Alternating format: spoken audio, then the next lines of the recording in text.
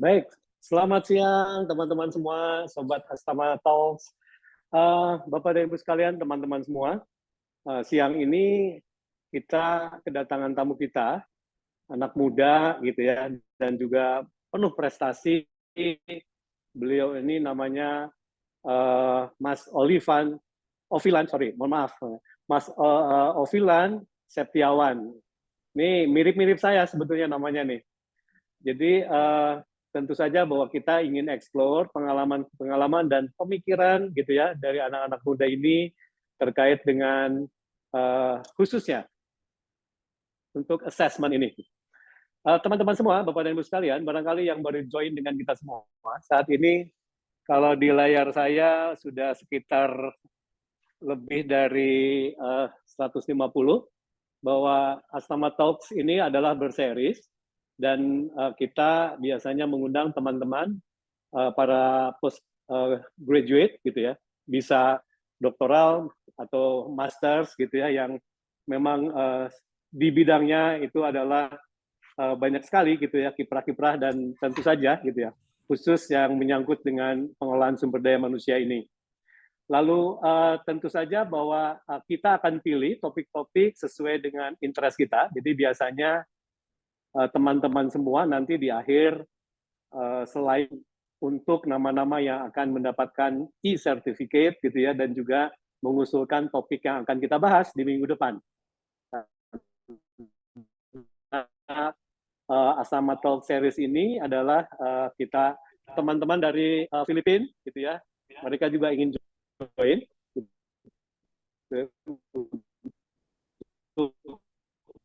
berbicara bersama-sama di sini, dan saat ini tentu saja nanti saya akan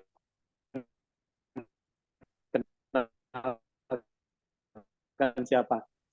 Lalu Talks ini sebelum sampai teman kita doktoral student dari UGM dan kita dari Universitas Indonesia, kehadiran tamu Ibu Mutia, beliau juga mahasiswi UGM dan sekaligus juga beliau adalah ASN dari Kepri, teman-teman Korea, dan sangat luar biasa gitu ya, menarik. Kemudian saat ini tentu saja bahwa kita kehadiran sekali lagi saya akan perkenalkan Saudara Ovilan gitu, Nancy Septiawan. Beliau ini adalah dari saat ini dari LPTUI, selain juga mengajar dan prestasinya juga sangat luar biasa. Ini khusus di CV beliau saya akan mengenalkan.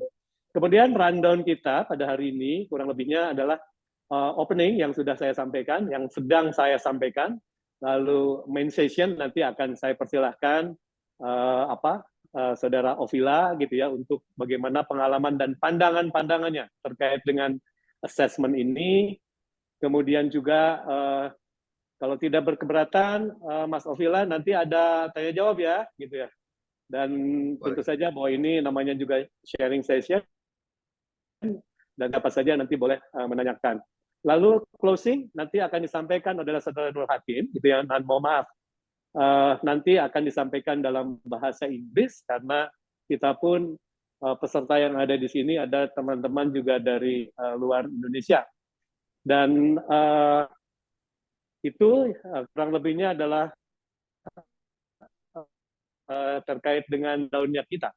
Lalu peserta ini berasal dari berbagai gitu ya, baik dari pemerintah pusat, kementerian lembaga, lalu juga dari pemerintah daerah provinsi, kabupaten kota, perguruan tinggi, dan juga organisasi profesi di sini, dan juga teman-teman dari organisasi profesi lainnya, kemudian juga para mahasiswa dan juga umum. Jadi Mas Ovila ini teman-teman kita semua, dan tentu saja sangat berharap nih kira-kira pandangan-pandangannya seperti apa. Ini adalah kurang lebih kalau seumpamanya ingin terus mengikuti, dan acara-acara ini bisa diakses melalui berbagai media sosial, mulai dari IG, lalu ada YouTube dan juga WhatsApp. Jadi silahkan di screenshot saja dan bisa di follow di sini. Terakhir, ini terkait dengan Mas Ovila ini. Mas Ovila ini merupakan saat ini adalah kepala divisi riset, psikometri, dan assessment Lembaga Psikologi Terapan Universitas Indonesia. Dan beliau ini adalah sarjana psikologi, S2-nya sudah selesai, dan S1, S2 adalah psikologi dengan predikat cum laude gitu.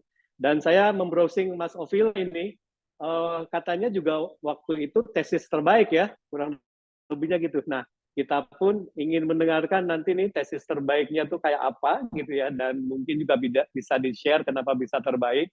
Dan ini teman-teman mahasiswa banyak juga di sini nih, dan yang akan mengikuti baik S2, S3 juga banyak nih pesertanya. Mungkin demikian, dan topik saat ini yang akan kita kupas adalah terkait dengan peran teknologi dalam assessment center kini dan nanti. Kurang lebihnya demikian. Mas Ovilan, gitu, silahkan kita sama-sama ingin mendengarkan pandangan-pandangannya dan juga pengalaman yang pernah dilakukan yang saat ini sedang terjadi. Kami persilakan Mas Ovilan. Baik, terima kasih Pak Iwan. Mohon izin, selamat siang Bapak dan Ibu semua, Mas dan Mbak. Ya, mungkin saya langsung sharing saja, begitu ya. Mohon izin untuk share screen. Ya, saat ini memang saya sedang bekerja di LPTUI ya, atau Lembaga Psikologi Terapan Universitas Indonesia. Mungkin beberapa dari Bapak dan Ibu ada yang sudah pernah mengenal LPTUI, ada juga yang belum, gitu ya. Mungkin saya akan mengawali dulu ya dengan tadi karena kebetulan saya sudah diperkenalkan oleh Pak Iwan, ini juga saya suatu kehormatan bisa ada di sini untuk sharing bersama Bapak dan Ibu semua di sini, gitu ya. Nah, mungkin saya langsung present saja karena memang waktu kita juga terbatas ya, Bapak dan Ibu. Ya, nah mungkin ada yang sudah mengenal LPTUI, ada juga yang belum. Mungkin sekilas tentang LPTUI. Sebenarnya LPTUI ini sudah lama berdiri. Kalau tidak salah ini kami merupakan salah satu lembaga tertua, psikologi tertua di Indonesia gitu ya, yang didirikan tahun 1970 ya. Dulunya namanya Lembaga Psikologi Universitas Indonesia. Intinya adalah awalnya memang kami itu berdiri atas dasar untuk tempat praktek mahasiswa dan para dosen begitu ya.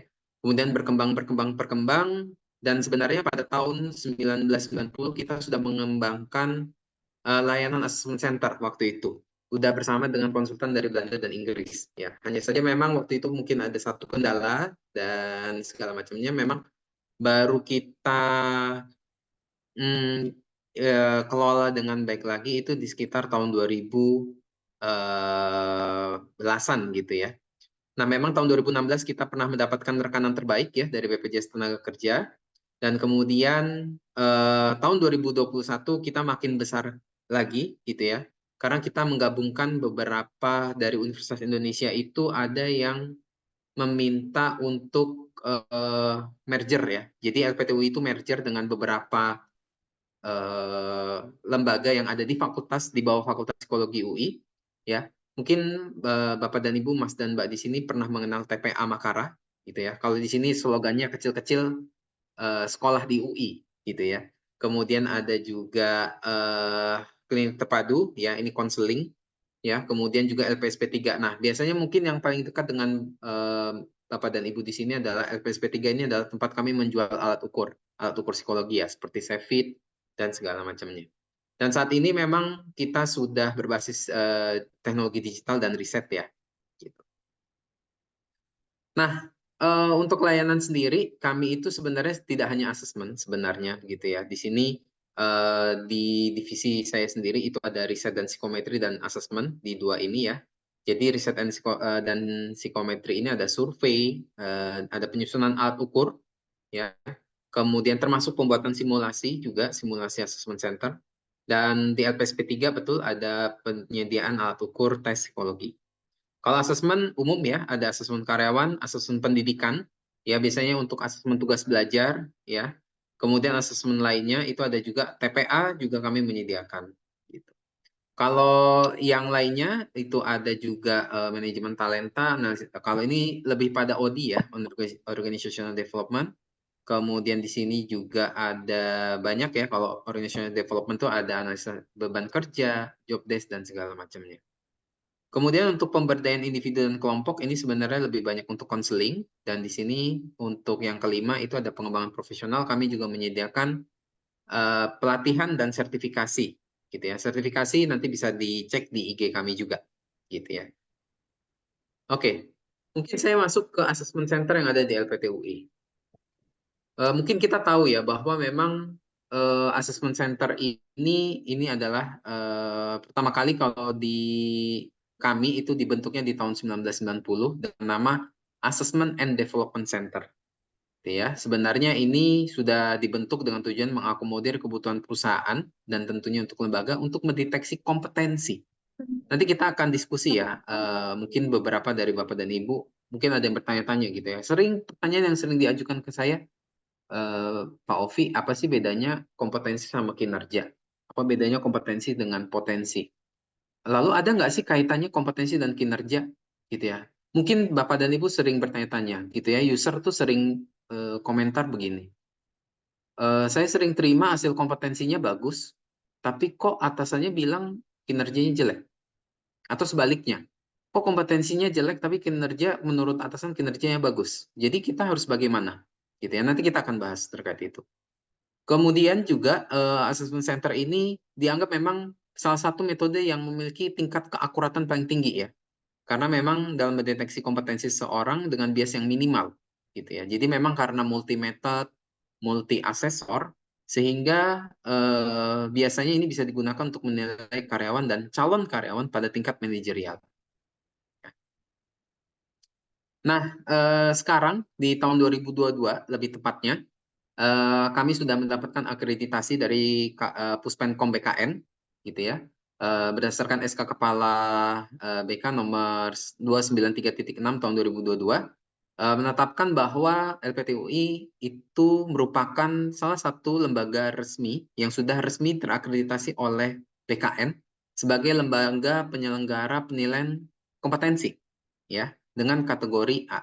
Berarti kalau akreditasi A itu kami sudah bisa sampai JPT Pratama dan JPT Madya ya. Seperti itu. Nah, kalau assessment center di LPTUI itu membagi jadi dua, gitu ya. Ada yang secara laporan itu pure kompetensi, ada juga pemetaan talenta, gitu ya. Pemetaan talenta itu biasanya kami didasarkan sederhananya adalah kami membagi berdasarkan 9 box, gitu ya. 9 box itu kan ada dua aksis ya, satu berdasarkan kompetensi, satu berdasarkan potensi, gitu. Nah, apa bedanya lagi, gitu ya? Mungkin nanti ini saya juga akan jelaskan sedikit. Intinya kompetensi yang kita akses itu lebih banyak menggali soft kompetensi. Kalau memang beberapa klien kami, gitu ya, kita kan tahu bahwa kompetensi itu adalah KSA, ya, knowledge, skill, dan attitude. Jadi kalau misalkan pure kompetensi itu memang kami hanya akan mengolah, menghasilkan laporan itu berdasarkan kompetensinya saja, gitu ya. Tapi berbeda nih dengan pemetaan talenta. Kalau pemetaan talenta itu kami menggabungkan kompetensi dan potensi. Jadi mungkin beberapa dari Bapak dan Ibu mengenal ya, ada beberapa mazhab gitu ya di assessment center. Ada yang mungkin Bapak dan Ibu pernah ketemu vendor yang hanya mengukur berdasarkan kompetensi saja, gitu ya. Jadi mereka tidak percaya dengan alat tes seperti CEFIT, gitu ya, APM dan pokoknya alat tes psikologi, gitu ya. Itu yang disebut dengan pure kompetensi, gitu ya. Tapi ada juga kalau kami sebenarnya alangkah lebih baik, gitu ya. Tapi ini masing-masing mazhab tidak ada yang salah, tidak ada yang benar. Kalau di kami itu juga ada yang bisa kita combine sebenarnya dengan alat tes psikologi tersebut, gitu ya, seperti tes intelektual, kepribadian, gitu ya. Mungkin tes kepribadian yang mungkin Bapak Ibu sering dengar itu seperti tes gambar ya, gitu ya. Ada DAP, kemudian ada tes pohon, gitu ya, tes menggambar pohon, wartek, gitu ya. Nah, itulah. Kalau pemetaan talenta itu intinya adalah kami menggabungkan antara tes potensi yang seperti tadi, tes intelektual, sikap kerja, dan kepribadian bersama dengan tes kompetensi atau assessment centernya kompetensi itu ya, yang bentuknya simulasi gitu. Nah, itulah. Jadi kami ada juga klien yang percaya kompetensi kami berikan, yang mau menggabungkan dengan potensi juga kami berikan seperti itu. Kalau ditanya Pak Ovi, emang perkembangan sekarang itu lebih banyak pure kompetensi saja atau sebenarnya sudah menggabungkan dengan potensi. Gitu ya. Sedikit sharing, sepengetahuan kami beberapa memang kalau di luar sana, tapi mungkin nanti mohon juga sharing dari Bapak dan Ibu. Dulu memang secara umum gitu ya, itu masih menganut sistem full kompetensi gitu ya. Tapi sejak beberapa tahun terakhir, beberapa vendor-vendor besar di luar sana itu sudah mulai mengcombine dengan aspek-aspek yang ada di potensi untuk mendapatkan gambaran individu secara menyeluruh gitu ya. Sehingga tes-tes psikologi itu kembali menjadi pertimbangan juga, memang bukan menjadi hasil yang utama dalam assessment center, tapi menjadi pertimbangan juga dalam membuat laporan seperti itu, ya. Sesuai lah dengan teori gunung es gitu ya. Mungkin Bapak dan Ibu pernah tahu bahwa sebenarnya kompetensi ini kan lebih melihat sesuatu yang terlihat gitu ya, atau tangible. Jadi kalau di gunung es itu hanya yang di atas gitu ya, yang bentuknya pengetahuan, keterampilan. Tapi yang potensi ini adalah yang di bawah begitu ya, yang motif, needs dan segala macamnya itu juga sebenarnya boleh saja diukur seperti itu. Nah, terlepas dari itu, metode khas dari assessment center itu kan sebenarnya multi metode dan multi asesor. Ya. Oke. Nah, ini karakteristik assessment center yang kita buat ya. Jadi pasti harus mengacu pada kriteria atau acuan tertentu. Maksudnya di sini adalah kamus kompetensi ya. Kalau misalkan kamus kompetensi klien itu belum punya, ya biasanya akan menggunakan dari kita. Kalau ASN itu sudah punya sendiri ya, gitu ya. Dari Permenpan RB nomor 38 tahun 2017, gitu ya. Kemudian juga ini ada multi metode tentunya, multi asesor, dan tidak lupa kita lakukan kalibrasi atau integrasi. Ya, jadi asesor meeting lah istilahnya, mungkin beberapa istilah dari kementerian ya. Gitu. Dan tidak lupa kami juga pasti harus merekap dari rekaman perilakunya. Oke. Nah, ini acuan SOP di assessment center ya. Bagi Bapak dan Ibu yang mungkin sudah ngelotok gitu ya. Ini peraturan yang dipakai di ASN. Kalau di Permenpan RB nomor 38 tahun 2017 itu ada 8 kompetensi manajerial dan 1 sosiokultural. Di situ sudah tertera dengan jelas gitu ya. Dari indikatornya juga ya, ada 5 level. Dengan masing-masing level itu ada 3 indikator. Ya, itu sudah tertera jelas di Permenpan 38 tahun 2017. Ya. Kemudian diatur lebih lanjut di Per-KBKN nomor 26 tahun 2019. Per-KBKN 26 tahun 2019 ini sebenarnya lebih mengatur ini ya, persentase-persentase bahwa dia fit atau tidaknya gitu ya. Kalau untuk tujuan misalkan promosi atau misalkan untuk tujuan mapping atau pemetaan gitu ya. Kemudian di sini juga sudah diatur terkait dengan laporan yang tadi ya, metode sederhana, sedang, dan kompleks. Itu sudah diatur di Per-KBKN nomor 26 tahun 2019. Kemudian ada satu tambahan lagi sebenarnya di Permenpan RB nomor 3 tahun 2020. Apa isinya Permenpan RB nomor 3 tahun 2020? Mungkin Bapak Ibu juga sudah mengenal bahwa di situ diatur terkait dengan aspek-aspek potensi ya. Beda dengan yang di sini bahwa 38 tahun 2017 itu lebih mengatur terkait dengan kompetensi ya, apa saja yang diukur untuk ASN. Kalau di Permenpan 3 tahun 2020 mengatur potensinya atau aspek-aspek psikologisnya. Ya, ada grit, kemudian berpikir kritis begitu ya. Itu semua diatur di sini. Nah, memang di sini yang belum diatur secara jelas itu adalah definisi dan pengaturan ininya ya, apa namanya, skalanya 1 sampai 5-nya gitu ya. Tapi memang kalau tidak salah berdasarkan sharing itu memang kembali ke masing-masing institusi, lembaga, kementerian untuk mengatur terkait dengan definisi yang ada di sini, ya, di masing-masing aspek tersebut.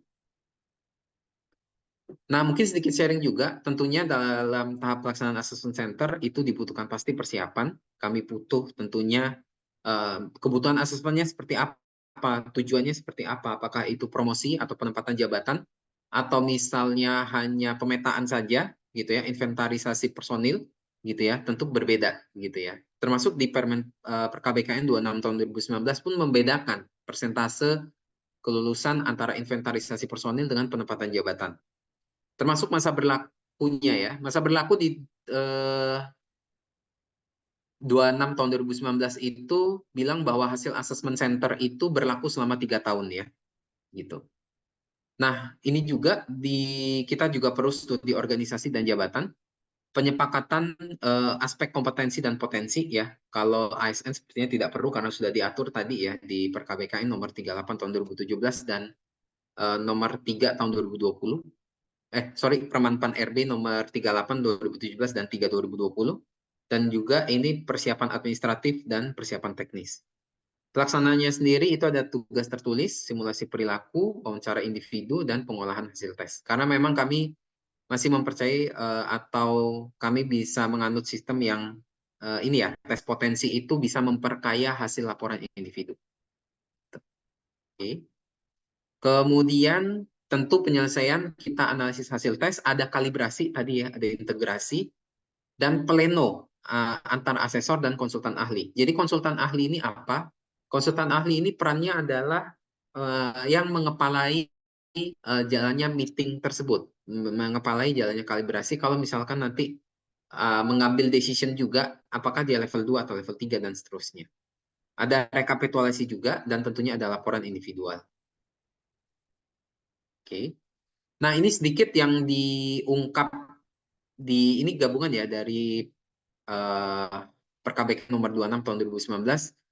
Di situ tertulis bahwa untuk di sini biasanya itu adalah yang metode sederhana, ini adalah sedang, yang di sini adalah kompleks. Di 26 tahun 2019 itu dinyatakan bahwa untuk yang sederhana itu minimal 1 kegiatan simulasi, sedang itu 2 kegiatan simulasi, dan kompleks itu 3 kegiatan simulasi. Ya, kalau di sini kita bagi ya, di sini kita menggabungkan antara yang jabatan yang di swasta maupun di ASN ya. Kalau di sini non manajerial, kami menyediakan assessment center untuk non manajerial. Hanya saja memang jarang sekali assessment center itu digunakan untuk level-level yang non manajerial ya, untuk staf operator pelaksana dan JF umum. Ini jarang sekali ya. Tetap kami hampir sama dengan metode sederhana ya. Ada psikotesnya juga yang tadi ya, yang kami sebutkan. Ada tes-tes intelektual, sikap kerja, dan juga kepribadian, gitu ya. Dan plus 1 kegiatan simulasi, itu baik itu problem solving, LGD, studi kasus, ya, role play, atau presentasi, atau intre, gitu ya, atau in basket ya, istilah lainnya. Dan tentunya kami tetap melakukan wawancara BEI 1 jam per asesi. Kemudian untuk masuk ke metode sederhana, ini biasanya untuk manajerial ini kami sebutnya klasternya, itu untuk level supervisor dan kepala seksi atau pengawas atau eselon 4 ya. Itu eselon 4 pengawas, ada JF muda dan pertama gitu. Itu ada 1 kegiatan simulasi sama, ada simulasi perilaku, problem solving, LGD, studi kasus, role play, presentasi atau intre.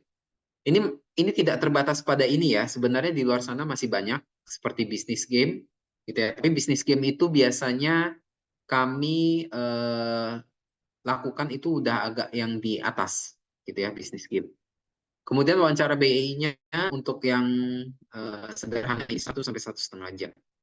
Masuk ke metode sedang itu biasanya untuk level manager, kepala bagian, JPT Pratama, administrator eselon 3, eselon 2 ya. Ini berarti JPT Pratama eselon 2, eselon 3 administrator.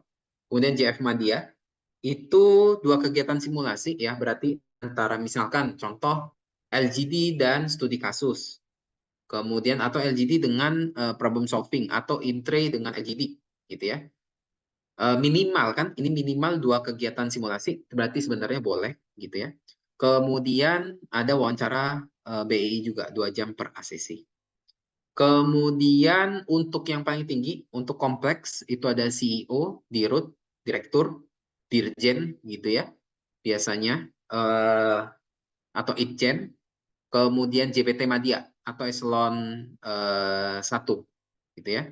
Itu bentuknya ada psikotes juga, tapi memang psikotes yang sudah di level ini itu tidak memakai lagi sikap kerja. Ya, seperti Kraepelin atau Pauli itu nggak digunakan lagi. Hanya bentuknya adalah tes intelektual saja, plus ada tes kepribadian sedikit. Kemudian ini ada 3 kegiatan simulasi, ya, dan bisnis. Ya, jadi kadang-kadang kami menggunakan bisnis game di sini, ya, entah itu bisnis game plus presentasi. Ini biasanya bentuknya rencana ke depannya, gitu ya, seperti apa dan intre. Kemudian wawancara BI 2 jam per sesi, termasuk ada wawancara strategik.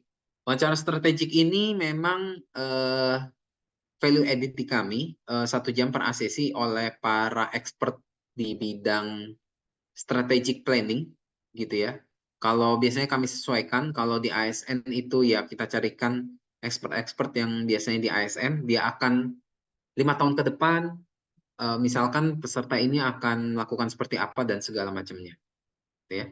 Dan durasinya ini hanya 1-2 hari. Walaupun saya yakin memang idealnya di luar sana itu aslinya assessment center itu bisa memakan waktu 3-4 hari. Tapi saya yakin organisasi atau lembaga atau kementerian instansi mana sih yang mau mengirimkan orang itu sampai 3 hari sampai 5 hari. Pasti kan nggak ada yang mau.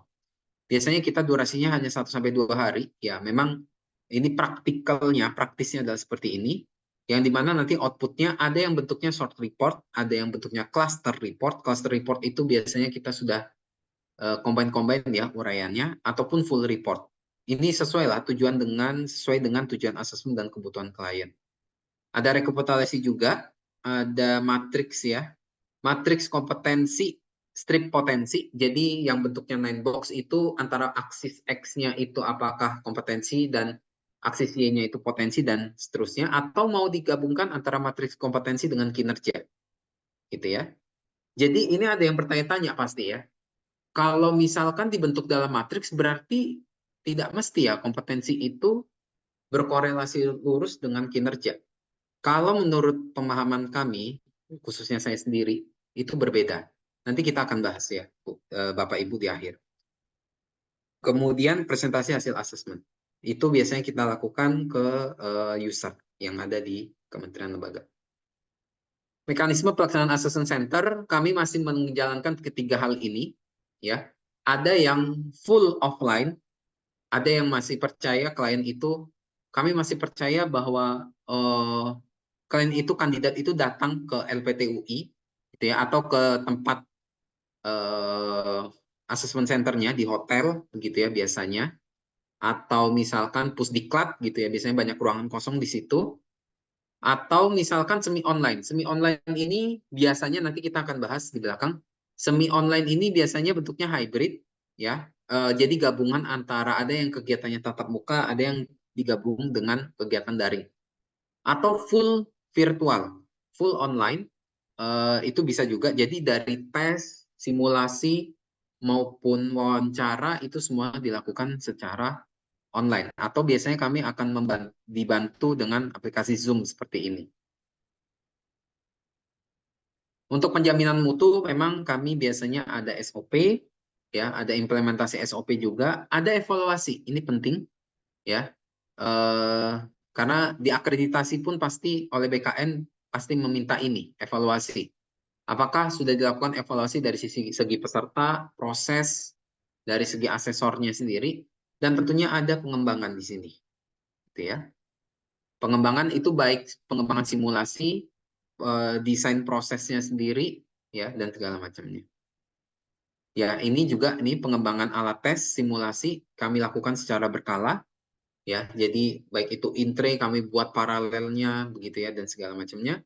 Pengembangan asesor juga, ya, kadang bentuknya hanya refreshment saja, baik itu BI, pemahaman acuan kompetensi, ya, walaupun contohnya Permentan RB 38 tahun 2017, walaupun sudah dari tahun 2017, ya, itu ini pemahaman acuan kompetensi tetap kita refreshment kembali, termasuk penulisan laporan juga. Termasuk yang ketiga, ini digitalisasi proses kerja. kita masih ingat bahwa sebelum tahun 2020, lebih tepatnya itu semua masih paperwork, gitu ya, masih bentuknya tes kertas semua. Tapi kami meminta kepada seluruh yang ada di internal LPTUI, termasuk mitra kerja kami, itu sudah harus tanda kutipnya Sevi, ya,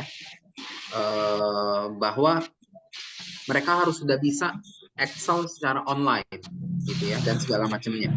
Kalau kami itu sudah menggunakan Teams, ya, Microsoft Teams itu untuk kolaborasinya. Jadi di situ chatnya, kemudian menaruh filenya, semua kolaborasi semua sudah ada di situ. Sebenarnya tidak terbatas pada Teams, ya. Mungkin ada beberapa bagi Bapak dan Ibu itu sudah ada yang memakai monday.com dan segala macamnya. Discord itu tidak masalah, gitu ya. Yang penting di situ kita semua bisa kolaborasi. Contohnya, ya mungkin intermezzo sedikit. Contohnya saya itu sebenarnya saya tidak ada di LPT itu kerjanya sudah remote, sudah kurang lebih 3 bulan. Ya, saya dari Pontianak sekarang, gitu ya, tidak di Jakarta. Dan memang di LPTUI sendiri itu kerja remote itu sudah umum, gitu ya. Jadi kami itu berhak untuk mengambil 10 hari kerja setiap bulannya untuk mengatur sendiri, begitu ya, untuk bekerja secara remote, gitu. Ya, ini beberapa fasilitas pendukung asesmen center kami, gitu ya. Kita ada pantry juga, jadi kalau peserta itu mau break snack atau makan siang itu biasanya ada tempatnya sendiri. Kemudian ini ruangan tes, ini biasanya untuk ruang wawancara, ini ruang diskusi ya, ruang LGD. Ini juga ini ruang kerja bersama kami, gitu ya. Ini ruang tes, ini dan juga ini ada ini ya, one way mirror, gitu ya. Kalau misalkan dibutuhkan untuk mengecek simulasi perilaku, biasanya role play, gitu ya. Ini juga ada alat perekam. Ini zaman dulu sekali ya, Bapak dan Ibu. Kalau sekarang sepertinya kalau udah ada Zoom, kalau lebih enak digital itu semuanya terrecord ya. Jadi tinggal di recording saja.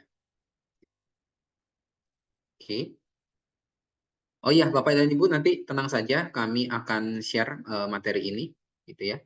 Kemudian untuk ini beberapa fasilitas kami yang lain ya. Jadi LPTU itu ada di mana? Ada di Salemba, di kampus UI Salemba, dan juga ada di Depok sebenarnya. Jadi kami ada 2 tempat kerja, gitu ya, baik di Depok maupun di Salemba. Kemudian SDM-nya sendiri, kalau di kami yang untuk 1 kali project, gitu ya, itu memang ada penanggung jawabnya, konsultan ahli, tetap dikepalai oleh Direktur LPTUI kami, gitu ya, Pak Ari Kartika Dewa. Kemudian ada ketua timnya, ada project manager, kemudian ada administratornya atau project officer yang bantu project manager, ada asesornya tentu, ada tester atau observer, ini yang untuk menguji tesnya, kemudian ada tenaga pendukung, gitu ya, atau admin biasanya. Kalau kriterianya atau konsultan ahli itu pasti S2 ya, wajib. Kenapa kami mesti psikolog? Karena biasanya ada beberapa hasil laporan itu kan harus menggunakan alat tes psikologi ya. Jadi memang harus psikolog kalau di kami, gitu ya. Jadi juga pasti memiliki SIPP. Walaupun sekarang sedang ini ya, apa namanya, UU PLP itu sedang diatur lebih lanjut ya. Nanti ada pengaturan psikolog tuh lebih lanjut lah prakteknya. Kemudian memiliki sertifikasi sebagai asesor tentunya.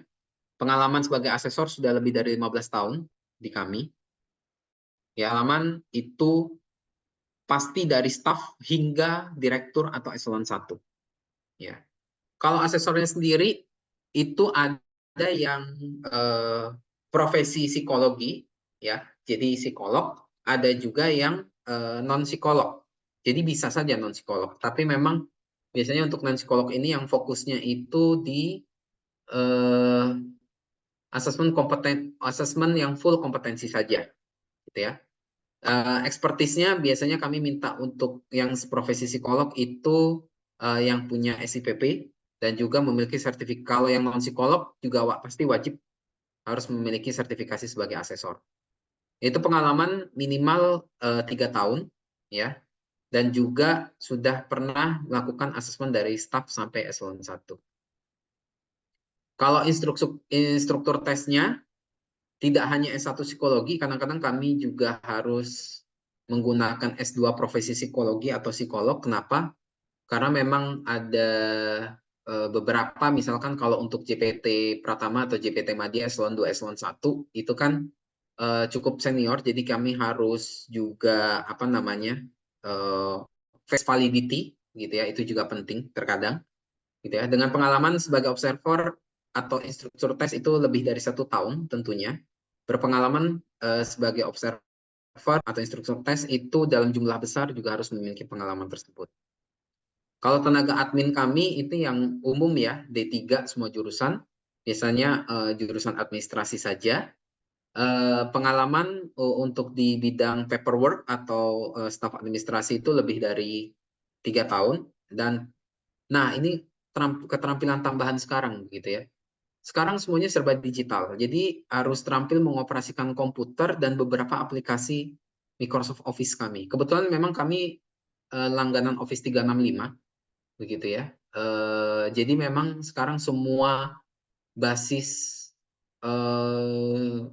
kerja kami itu semua sudah di SharePoint, atau mungkin Bapak dan Ibu mau memanfaatkan G Drive, Google Drive, itu nggak masalah begitu ya. Tapi kami karena Office ini sudah terintegrasi semuanya, jadi simpan file itu di SharePoint gitu ya. Kemudian kalau mau kolaborasi itu ada di Teams.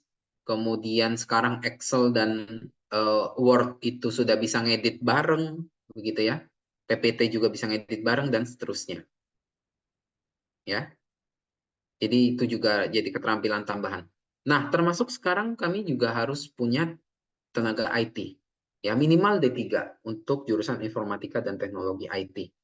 Ya, tentunya kita harus kalau kami standarnya itu staf IT itu harus memiliki pengalaman lebih dari 3 tahun, terampil mengoperasikan komputer baik dari sisi server maupun dari segi SaaS ya, software as an application gitu, dan juga pengembang untuk juga ini terkait dengan aplikasi untuk pengembangan alat ukur. Nanti kalau kita ada kesempatan waktu, saya akan sharing terkait dengan web kami, gitu ya, web untuk tes kami. Nah, mungkin sesi keempat atau terakhir saya akan membahas tentang perkembangan AC terkini, ya. Sebenarnya pelaksanaan assessment center itu kalau saya boleh bagi jadi 4, gitu ya. Itu ada yang dari offline paling kiri sampai full online, gitu ya, Bapak dan Ibu, Mas dan Mbak semua. Sebenarnya kalau ditanya kami itu punya Puspenkom sendiri, begitu ya. Sekarang kan kementerian atau lembaga atau institusi itu lagi berharap punya Puspenkom sendiri, pusat penilaian kompetensi sendiri, kemudian dapat akreditasi dari BKN ya, gitu. Sebenarnya yang apakah seberapa banyak sih yang harus kami siapkan, gitu ya, dan juga modal investasinya cukup besar atau tidak? Sebenarnya kalau saya ditanya tersebut, sebenarnya dimulai saja dulu Pak, gitu ya Bapak dan Ibu. Dimulai dari yang bisa dulu, gitu ya. Karena memang untuk dapat akreditasi itu sendiri kalau dari BKN itu memang tidak dalam 1 tahun 2 tahun, gitu ya. Mungkin ada beberapa ada yang mendapatkan akreditasinya C dulu, gitu ya. Ada yang B dulu, tapi alhamdulillah memang LPTUI dapatnya A langsung, gitu ya. Yang penting ada beberapa Puspenkom di beberapa kementerian juga minta bantuan ke kami untuk membangun assessment center-nya, begitu ya. Yang terpenting adalah mulai saja terlebih dahulu sesederhana mungkin, entah itu menyiapkan asesornya dulu, begitu ya. Kalau masalah, oh kita harus digital nggak sih, harus platform nggak sih? Nggak mesti, gitu ya. Karena assessment center itu esensinya bukan di pelaksananya offline atau online, gitu ya. Tetapi ya tadi kaidah-kaidah tadi multi metode, multi asesor, begitu ya. Nah, memang sekarang perkembangannya adalah offline itu apakah sah? Tetap sah, gitu ya. Jadi pelaksanaannya tetap hadir fisik, tes ini tidak wajib ya Bapak dan Ibu, hanya di LPTUI itu memang masih menganut sistem tes, gitu ya. Ada tes psikologisnya, jadi ada tes intelektual dan kepribadian. Itu tetap kami gunakan. Ada simulasinya juga, gitu ya. Kalau offline biasanya pasti ada paper and pencil juga, gitu ya, seperti Intrade, dan juga pasti ada interaksi tatap muka dan wawancara interaksi tatap muka. Ada beberapa klien yang minta hybrid, gitu ya. Jadi hybrid ini bentuknya adalah hadir fisik, tapi ada juga yang bentuknya centralized. Centralized ini maksudnya apa? Jadi mirip ini ya, CAT-nya CASN sekarang itu kan banyak CASN itu atau calon-calon ASN itu datang ke suatu tempat, tapi sebenarnya di tempat itu sudah disediakan komputer atau laptop gitu ya untuk mengerjakan tes. Itu termasuk yang hybrid gitu ya. Tesnya ada yang bentuknya paper and pencil, ada juga yang bentuknya sebenarnya CAT itu ya sudah dalam platform. Nah, simulasinya sendiri mungkin ada beberapa yang digabungkan antara interaksi tatap muka, ada yang sudah menggunakan platform, ada yang menggunakan form daring. Form daring itu dalam yang sederhana saja itu ya, itu memakai G-form itu sudah sebenarnya tidak masalah gitu ya. Memakai G-form gitu ya untuk yang sederhana sekali. Dan untuk beberapa seperti LGD itu sudah bisa pakai Zoom ya.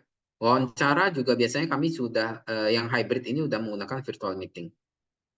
Nah, yang online tapi masih basic gitu ya. Ini sudah tidak hybrid tapi tidak full juga. Ini ada yang pelaksananya sudah full virtual begitu ya. Tesnya itu sudah menggunakan platform, tapi ada beberapa yang saya lihat itu pernah sharing dengan beberapa kementerian atau lembaga atau perusahaan. Itu ada yang masih menggunakan basic gitu ya. Maksudnya masih menggunakan G-form untuk melakukan tesnya gitu ya. Dan juga simulasinya ada yang masih menggunakan G-form juga, tapi ada juga yang menggunakan platform, ada juga yang menggunakan simulasi menggunakan Zoom. Kalau wawancara biasanya yang online basic ya udahlah kita memanfaatkan Zoom gitu ya, atau Microsoft Teams, atau Webex, atau Google Meet gitu ya. Nah, tapi ada juga nih yang paling canggih gitu ya sekarang. Itu saya lupa di salah satu kementerian lembaga atau pemprov mana gitu ya. Mereka sudah menginvestasikan membangun assessment center itu full platformnya itu dibentuk dari scratch ya. Jadi dia tidak menggunakan Zoom gitu ya. Jadi semuanya itu full virtual menggunakan platform buatannya sendiri gitu ya. Jadi wawancara udah di platform itu, kemudian juga LGD sudah di situ, bisnis game, Intre, kemudian semua sudah di situ gitu ya. Sudah memanfaatkan platform tersebut gitu ya. Nah, LPTUI sendiri itu sudah sampai tahap mana? LPTUI sendiri itu sebenarnya masih di online basic gitu ya. Sebenarnya esensinya tidak masalah begitu menurut kami. Karena apa? Karena kami tetap bisa mendapatkan esensinya ya multi metode, multi asesor gitu. Memang kami saat ini masih menginvestasikan ini masih on progress untuk full platform. Jadi nanti itu semua terintegrate gitu ya, jadi satu platform untuk wawancaranya, intre dan segala macam, termasuk evidence dan juga recording semua hasil simulasi perilaku dari individu tersebut itu semua ada di platform tersebut. Gitu. Oke. Oh iya, sorry, mohon maaf. Berarti tadi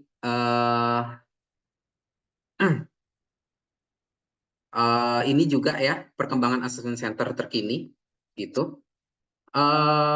Untuk gamification ya, sekarang itu sudah bentuknya gamification gitu ya. Bahwa mungkin Bapak dan Ibu mungkin masih mendengar ya, kalau dulu kan ada sistemnya itu eh, tes masih menggunakan kertas gitu ya. Ada yang penjumlahan gitu ya dari bawah ke atas, kemudian juga ada yang dari gambar begitu ya.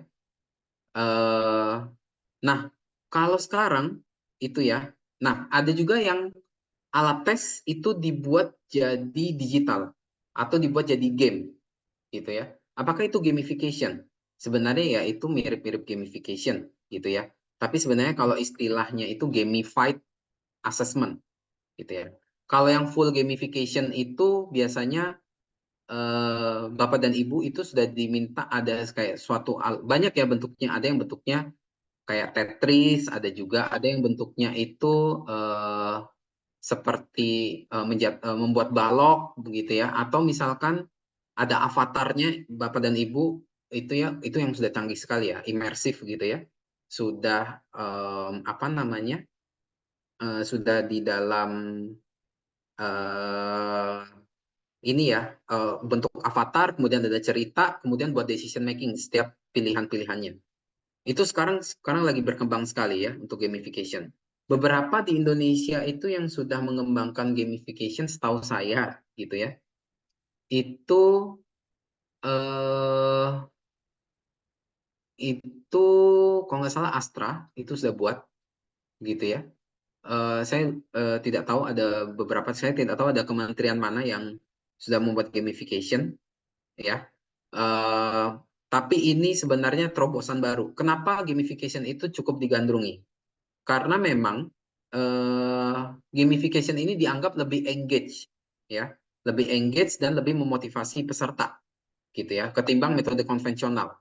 Saya masih ingat gitu ya pelaksanaannya itu kalau untuk beberapa itu ada yang kadang-kadang kita nggak bisa gitu ya untuk yang mohon izin, mohon maaf sebelumnya, itu yang kita harus langsung setengah hari gitu ya asesmennya. Pasti biasanya butuh istirahat beberapa peserta ini. Nah, beda nih kalau game itu biasanya ada yang cukup antusias dengan eh, sistem ini, gamification ini, sehingga cukup bisa memaintain motivasi peserta, gitu ya. Kemudian selanjutnya ini ada penggunaan AI, ya. Penggunaan AI sendiri ini sekarang eh, udah banyak ya di dalam kehidupan sehari-hari kita. Tidak terkecuali dalam proses assessment center mungkin sebentar lagi akan mengambil alih, gitu ya. Salah satu penggunaan AI yang beredar luas itu adalah ChatGPT ya. Nanti saya juga akan mungkin mempresentasikan ChatGPT itu kalau dalam buat uraian laporan itu seperti apa sih, ya. Kemudian juga memang tantangannya itu adalah kurang dynamic ya, kurang menggambarkan keunikan individu dan belum banyak diterima oleh sebagian besar kementerian dan lembaga gitu ya. Masih jadi belum percayalah dengan mesin gitu ya. Itu sah-sah saja, nggak ada masalah gitu ya. Oke. Nah, ini juga saya ingin sharing juga terkait dengan kelebihan pelaksanaan assessment center secara online assessment center. Betul, tidak terbatas pada ruang dan waktu. Kayak contohnya sekarang kami itu hari ini kemarin itu kami sedang mengakses JPT Pratama dan Madya Kemenlu gitu ya. Yang di konsulat jenderal di beberapa negara ya. Ya dari negaranya masing-masing, tidak terbatas ruang dan waktu. Hanya memang kita harus menyesuaikan waktunya negara sana ya gitu ya. Jadi ya kadang-kadang kalau kayak Amerika ya kita harus mau nggak mau ya dari malam gitu ya kita harus lakukan gitu ya. Oke. Dan ini juga dapat dikerjakan dari mana saja selama kondisi peserta kondusif ya. Kadang-kadang ada yang memang harus dari rumah sakit, mohon izin, mohon maaf sebelumnya. Ya nggak masalah gitu ya selama pesertanya merasa siap gitu. Kemudian tingkat kehadiran daring itu biasanya lebih tinggi ketimbang luring ya. Karena apa? Biasanya kalau luring ini pasti ada kegiatan apa begitu ya, malamnya ada apa sehingga tidak bisa datang dan segala macamnya. Tapi biasanya tingkat kehadiran daring ini bisa sampai 95 sampai 100%. Kalau luring itu jarang sekali. Biasanya kalau kita udah jadwalkan gitu ya, kita udah jadwalkan 10 orang, biasanya yang datang 8 atau 9 gitu ya. Kemudian lebih efektif dan efisien memang dari berbagai sumber daya. Kenapa? Kita juga kalau di alat tes sendiri karena kita masih ada menggunakan tes, itu kita nggak perlu scoring, nggak perlu score lagi gitu ya. Kemudian transkrip gitu ya, atau hasil wawancara Itu kan kalau dulu kita harus menggunakan manusia ya untuk apa namanya buat masing-masing percakapannya itu. Kalau sekarang kan enggak. AI sudah bisa mentranskrip dari rekaman 1 jam udah langsung jadi tulisan sendiri, gitu ya. Kemudian pengolahan hasil asesmen memang lebih cepat, gitu ya. Dan juga database hasil asesmen lebih tertata. Jadi semua evidence, semua hasil simulasi perilaku, dan semua hasil asesmen itu semua dalam satu wadah, ya. Sudah dalam satu environment, ya. Jadi nggak ada cerita lagi tuh. Kalau saya itu masih ingat dulu ya kalau di LPTUI, berapa lama sih kita harus menyimpan hasil asesmen peserta, gitu ya, sebelum dimusnahkan atau dibakar.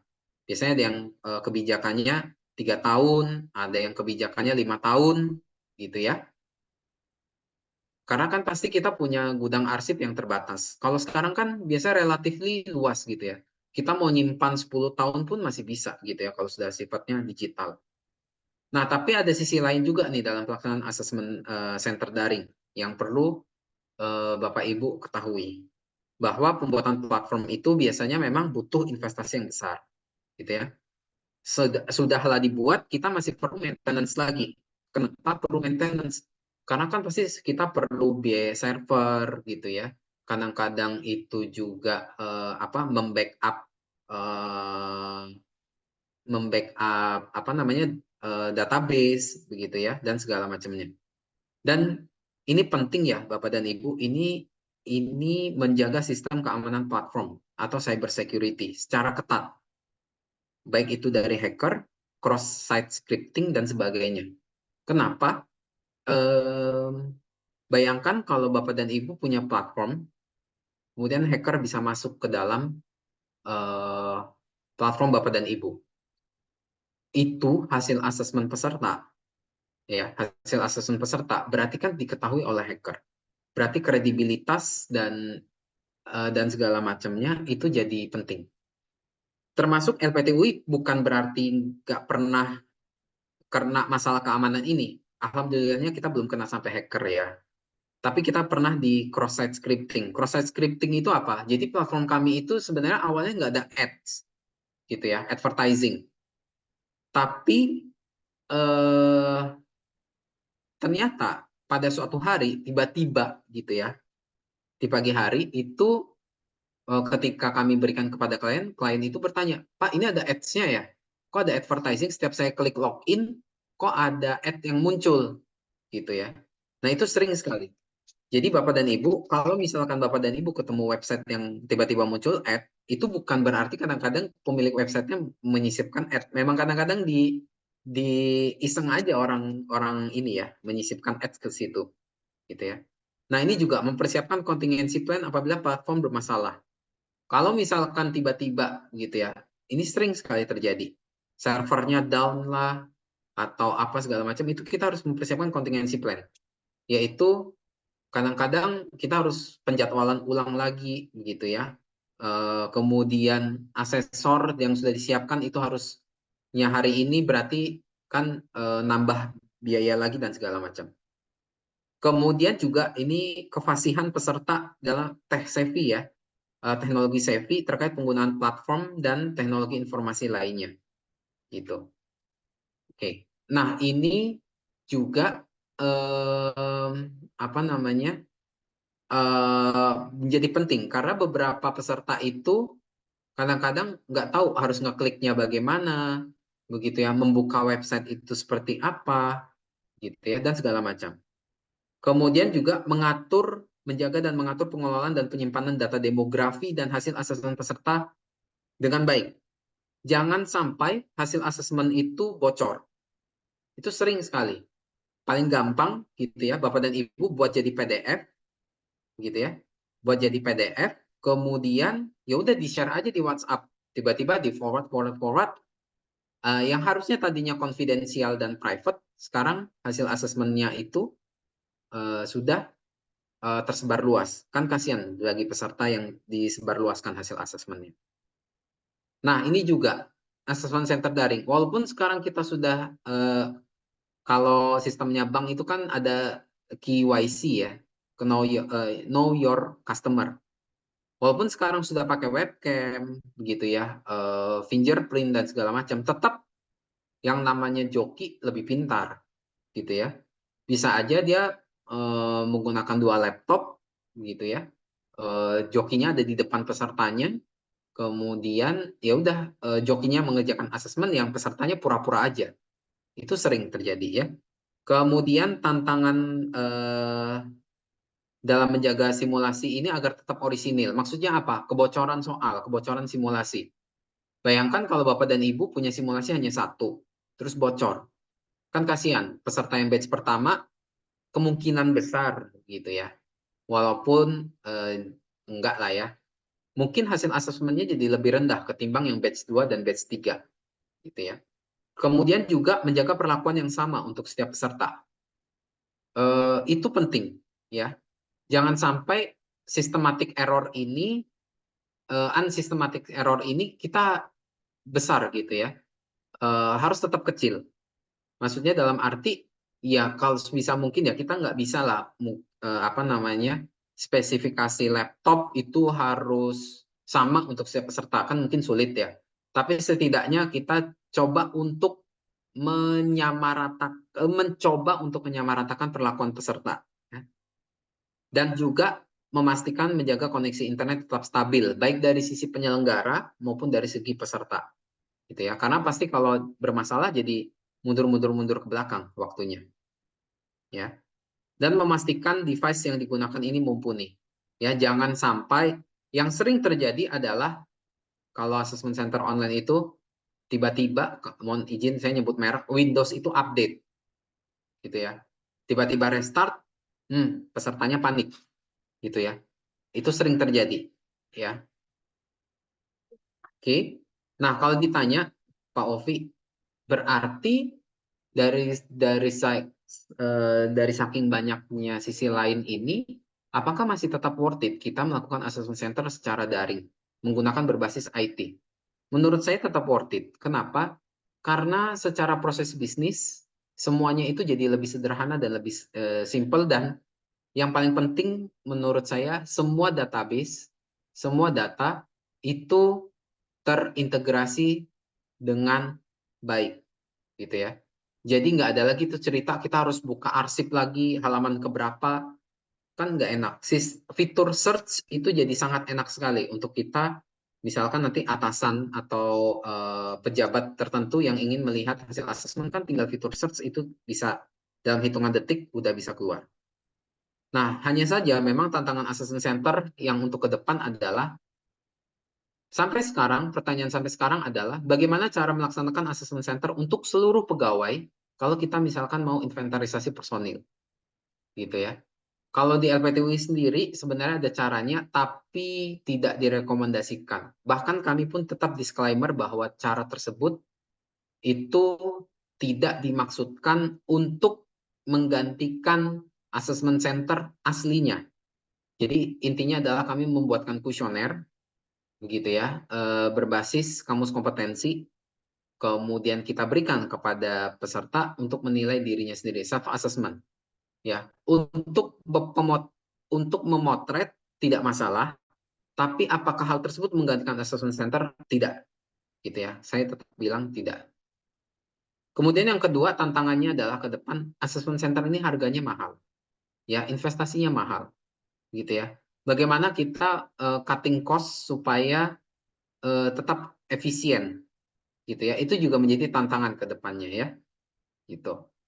Nah, ini juga mempersingkat pelaksanaan assessment center dengan tetap memperhatikan kaidah-kaidah assessment center sehingga hasil assessment itu tetap valid dan reliable. Ya, ini tantangan kita ke depannya. Kenapa? Makin ke depan ini makin volatile. Kita masih ingat bahwa dulu mungkin mohon izin kita sebut merek ya. Handphone kita semua Nokia. Lihat sekarang, ya sekarang kalau nggak Android, ya iPhone, ya segitu cepatnya perkembangan zaman. Ya, kita tidak tertutup kemungkinan nanti berubah dan segala macamnya. Dan juga, nah ini tantangan ke depannya, mengaitkan assessment center dan kinerja. Sebenarnya beberapa kementerian, institusi dan lembaga, user itu udah mulai mempertanyakan, assessment center itu sebenarnya sinkron dan selaras nggak sih dengan kinerja? Gitu ya. Nah, mungkin ini dari pandangan saya pribadi ya, Bapak dan Ibu, silahkan mungkin Bapak dan Ibu mungkin punya pandangan sendiri. Tapi saya ingin sharing bahwa sebenarnya assessment center dan kinerja itu adalah dua kontinum yang berbeda. Kalau Bapak dan Ibu ketahui gitu ya dari teorinya situational leadership, individu itu kan kalau di situational leadership itu ada segi mampu dan ada segi mau. Beda ya kemauan dan kemampuan gitu ya. Nah, kalau saya boleh bilang, assessment center ini lebih banyak porsinya mengukur mampunya atau kemampuannya, ya, Bapak dan Ibu. Kalau kinerja ini sebenarnya eh, porsinya adalah gabungan kemampuan dan kemauan. Sebenarnya untuk beberapa eh, orang setuju sebenarnya ini penelitian dari Harvard bilang bahwa sebenarnya kalau Bapak dan Ibu punya anak buah gitu ya, Bapak dan Ibu lebih cenderung memilih kandidat yang mana? Lebih yang punya kemauan besar atau lebih kemampuan besar tapi nggak punya kemauan, gitu ya. Harvard meneliti bahwa user atau atasan lebih menyukai kandidat atau teamwork atau anggota tim yang lebih memiliki kemauan ketimbang kemampuan. Kenapa? Kalau orang udah punya kemauan, biasanya kemampuan itu bisa dilatih. Tapi kalau orang sudah punya kemampuan, gitu ya, bagaimana cara kita membangun kemauan? Nah, itu agak lebih sulit, gitu ya. Nah, itulah sebenarnya yang membedakan assessment center dan kinerja. Jadi kalau ditanya, apakah sah-sah saja hasil assessment center dan kinerja itu berbeda? Sah, sah saja. Kalau hasil assessment center dan kinerja itu berbeda, gitu ya.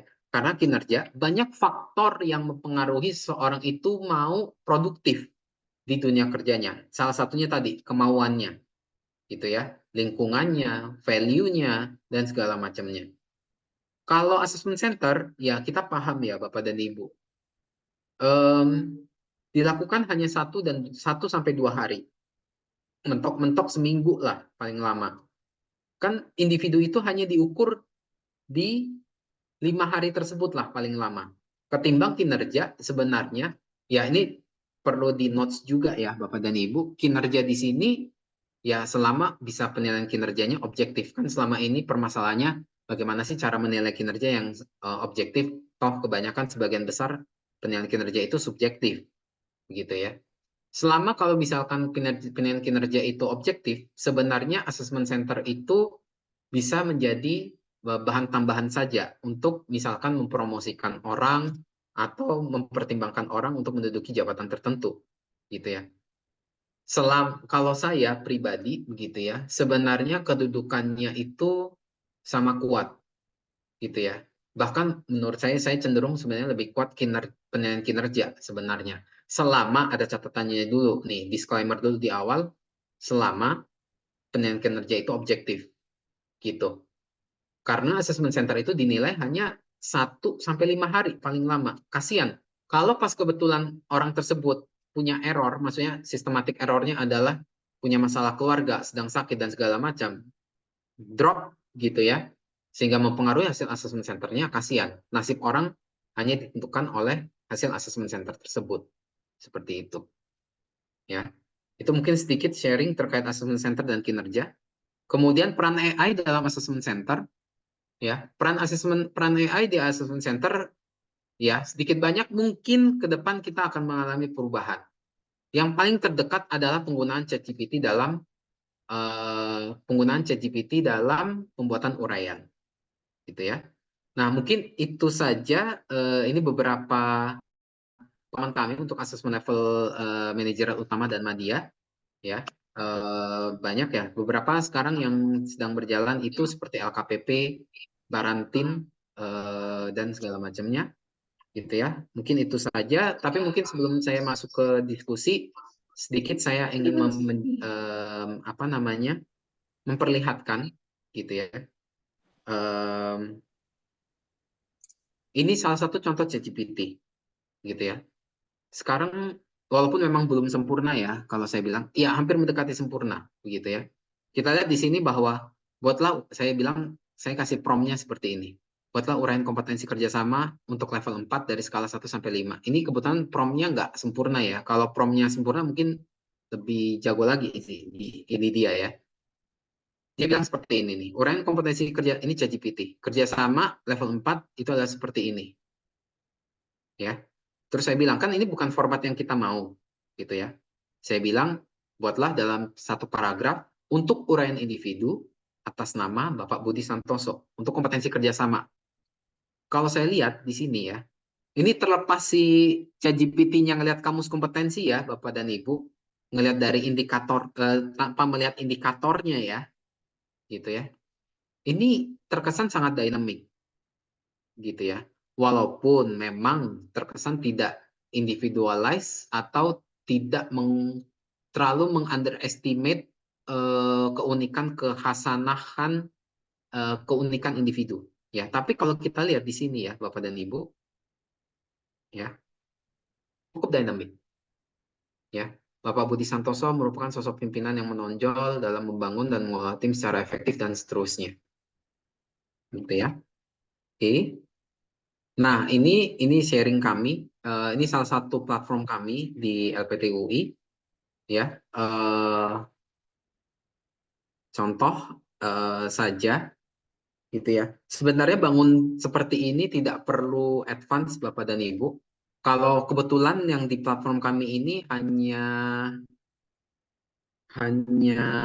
tesnya saja Bapak dan Ibu. Nah, ini kebetulan hari ini lagi ada Kemenlu ya, Kemenlu RI ya. Tapi ini mencakup semuanya ya. Kami ada beberapa yang sedang jalan itu BTN, ada tes penjurusan, tes minat bakat gitu ya, untuk siswa sekolah gitu ya. Ini klien swasta kami. Kami juga buatkan alat ukur ya buat mereka seperti itu. Mungkin seperti itu. Mungkin sembari Bapak Ibu eh, memikirkan pertanyaan, mungkin saya sembari memperlihatkan ini ya. Jadi memang inilah platform kami gitu ya. Jadi ini masih tes-tes psikotes saja di sini, tidak banyak gitu ya. Jadi kalau untuk simulasi kami masih memanfaatkan Zoom gitu ya. Oke. Mungkin itu saja yang bisa saya sharing. Mungkin akan lebih banyak kalau Bapak dan Ibu eh, kita berdiskusi ya, Bapak dan Ibu. Saya serahkan kembali ke Pak Iwan. Terima kasih. Baik, terima kasih Mas Ovi atau Pak Ovi gitu ya. Dan kita berikan applause dulu deh, walaupun ini mungkin nggak kedengar gitu ya. Tapi ini sudah berikan applause ini semua. Ya, tadi kita dengar semua bahwa pengalaman atau experience gitu ya dari teman-teman khususnya gitu ya Pak Ovi ini atau Mas Ovi ini dari LPTW adalah demikian. Dan bagaimana peran apa namanya teknologi pun kan sudah dimainkan saat ini gitu ya. Nah, oleh karena itu kita sekarang masih punya 15 menit untuk mungkin ingin ada yang menanggapi gitu ya. Dan tentu saja ini merupakan sharing knowledge yang sangat kita bermanfaat untuk teman-teman kita ini. Di sini saya lihat ada Pak Bayu Ludi dari BKN nih Mas Sofi ini. Sebagai Kepala Pusat Penilaian Kompetensi ASN saat ini juga secara nasional gimana sih gitu ya perkembangannya, mungkin juga bisa di-share kepada kita semua. Pak Bayu, kami persilakan ya. Oh, iya, waduh. Siap, siap. Ini langsung aja nih, Pak. Iya, Pak. Ya, Pak. Ya. Terima kasih, Pak Setiawan. Bismillahirrahmanirrahim. Yang saya hormatin Pak Setiawan, Mas Ovi ini juga membantu kita juga, khususnya di BKN, dan seluruh Bapak Ibu, teman-teman yang hadir secara virtual di dalam Zoom ini. Tadi sudah mendengar apa yang disampaikan oleh Mas Ovi, ya Mas Ovi ya, bahwa sebenarnya kita menginginkan, kami di BKN itu juga mengimplementasikan teknologi tadi gitu ya. Intinya bahwa kami di BKN ingin bahwa sistem yang kita bangun itu bisa direplicate atau bisa digunakan oleh seluruh teman-teman asesor di khususnya asesor SDM aparatur atau asesor dalam rangka penilaian kompetensi bagi ASN. Karena apa? Karena in the end of the day-nya, kan kita menginginkan ada talent pool atau manajemen talenta secara nasional. Bagaimana itu bisa terwujudkan jika sistemnya berbeda, alat ukurnya berbeda, asesornya mungkin juga berbeda, sehingga ya dapat dikatakan hasilnya akan berbeda. Dan ini akan sangat sulit ketika kita ingin membangun manajemen talenta secara nasional.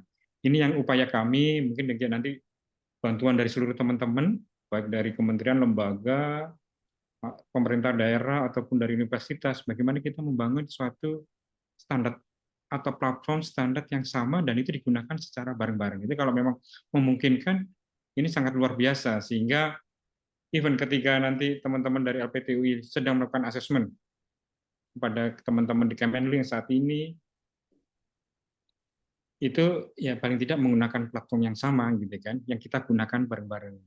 Dan harapan kami hasilnya pun juga bisa terkumpul. Nah, ini yang sedang kami pikirkan. Teknologi apa yang ketika kalau sekarang hasilnya masih silo. Jadi ketika teman-teman ikut assessment center di Kementerian A, besok 6 bulan lagi ikut di Kementerian B, harus melakukan asesmen lagi gitu kan, berulang-ulang. Nah, bagaimana data yang ada meskipun dilakukan UI, dilakukan oleh pemerintah Provinsi Jawa Barat, nih Pak Setiawan melaksanakan, BK yang melaksanakan, data itu saling ngobrol. Jadi bisa, misalnya saya apply ke salah satu kementerian, dicek, oh Bayu udah pernah ikut nih, tesnya tanggal sekian oleh siapa? Oh oleh LPTUI, oh hasilnya kayak gini. Nah, sehingga tidak perlu lagi, gitu kan. Ini lebih ke efisiensi. Tadi sudah disampaikan oleh Mas Ovil, setuju bahwa ya kalau kita berkali-kali ikut asesmen, ya berapa anggaran negara yang harus kita gunakan. Karena saya pengalaman pribadi, saya 3 kali ikut, saya mikirkan, waduh berapa kali anggaran negara untuk mengakses saya, gitu kan. Dan dilakukan oleh lembaga yang berbeda-beda. Ya, ini yang coba kami pikirkan, dan mungkin Pak Setiawan mohon izin nanti ya kita perlu banyak sharing, diskusi, paling tidak apa yang sudah dibangun oleh teman-teman mungkin bisa kita replikasikan, direplikasi di BKN misalnya, atau di mana ya nantinya, dan itu bisa digunakan secara bersama-sama. Standar yang sama, cara mengukurnya yang sama, sehingga hasilnya bisa dibandingkan. Apalagi kita ingin membangun manajemen talenta secara nasional. Ini tantangan Pak Setiawan.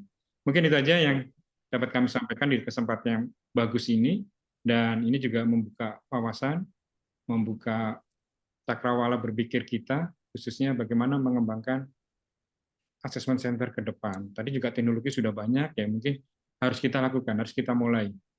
Sehingga kegiatan assessment center ini hasilnya juga lebih cepat dan sangat berdampak, khususnya ketika kita akan memilih talenta, memilih pemimpin-pemimpin PNS di masa depan. Mungkin itu Pak Setiawan tambahan dari kami, jadi tetap sharing diskusi ini sangat luar biasa, dan kami menunggu juga tambahan-tambahan input-input, khususnya kami di BKS sebagai instansi pembina di dalam kegiatan penilaian potensi dan kompetensi bagi aparatur sipil negara. Terima kasih Pak Bayu, luar biasa. Nah, ini kelihatan nih karena Pak Bayu Ludi ini adalah sebagai penanggung jawab nasional gitu ya, dan tadi beliau menyampaikan bahwa gimana ini bisa kita integrasikan ya hasilnya ini kan gitu. Jadi mau tidak mau bahwa peran teknologi ini harus masuk nih di berbagai assessment center kita ini. Kalau tidak ya integrasi ini akan sulit kan gitu ya. Nggak mungkin juga gitu kalau seumpamanya semua pakai manual, tiba-tiba kita harus transfer lagi gitu ya, terus kemudian diintegrasikan. Tadi betul sekali nih, kalau seumpamanya seseorang bisa jadi Mas Ovil dan Bapak dan Ibu sekalian, teman-teman semua, ada yang ngikutin assessment ini bisa jadi setahun 3 kali nih, kan bisa jadi gitu, karena yang bersangkutan daftar ke sana kemari. Nah, ini kan nggak efisien. Betul, jadi efisiensi dari biaya pun akan bermasalah. Mas Ovil, Pak Bayu, Bapak dan Ibu sekalian, saya mau sapa dulu Pak. Ini pesertanya luar biasa. Ada yang dari Kepulauan Anambas, ada dari Kabupaten Pesisir Selatan Sumbar, Gorontalo, Kepri, Aceh, gitu ya. Nah, yang paling jauh nih saya lihat di sini ada Kepulauan Tanimbar dari Maluku. Selamat bergabung. Aduh, luar biasa nih, jauh sekali. Terus kemudian juga Kota Waringin dari Kota Waringin Barat dari Kalteng, lalu dari teman-teman lain, dari kementerian juga terima kasih. Nah, dari mungkin teman-teman dari yang jauh-jauh ini juga bisa mendengarkan isu bahwa oh ternyata ini kita sedang membangun apa gitu ya. Saat ini posisinya assessment center itu ada di mana. Ini mungkin gunanya apa yang kita sharing session di sini gitu ya. Oke ya, terima kasih. Saya cek dulu nih yang raise hand siapa di sini. Sebentar, Pak. Oke, di sini ada dari sebentar. Ya, silakan Ibu Glory.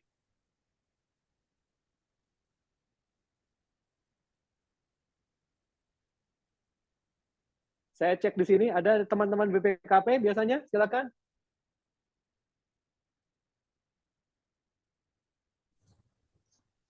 Hadir Silakan, menyimak aja Pak Iwan, hadir menyimak aja. Oke. Terima kasih. Ya, di sini ada Pak Dadang Kurnia ini. Dulu beliau adalah sekretaris BPKP nih, periode barengan saya. Barengan saya ketika di Menpan. Lalu ada lagi, siapa lagi Pak Dadang kemarin Ibu Evi, sangat bagus sekali masukannya tuh dari BPKP.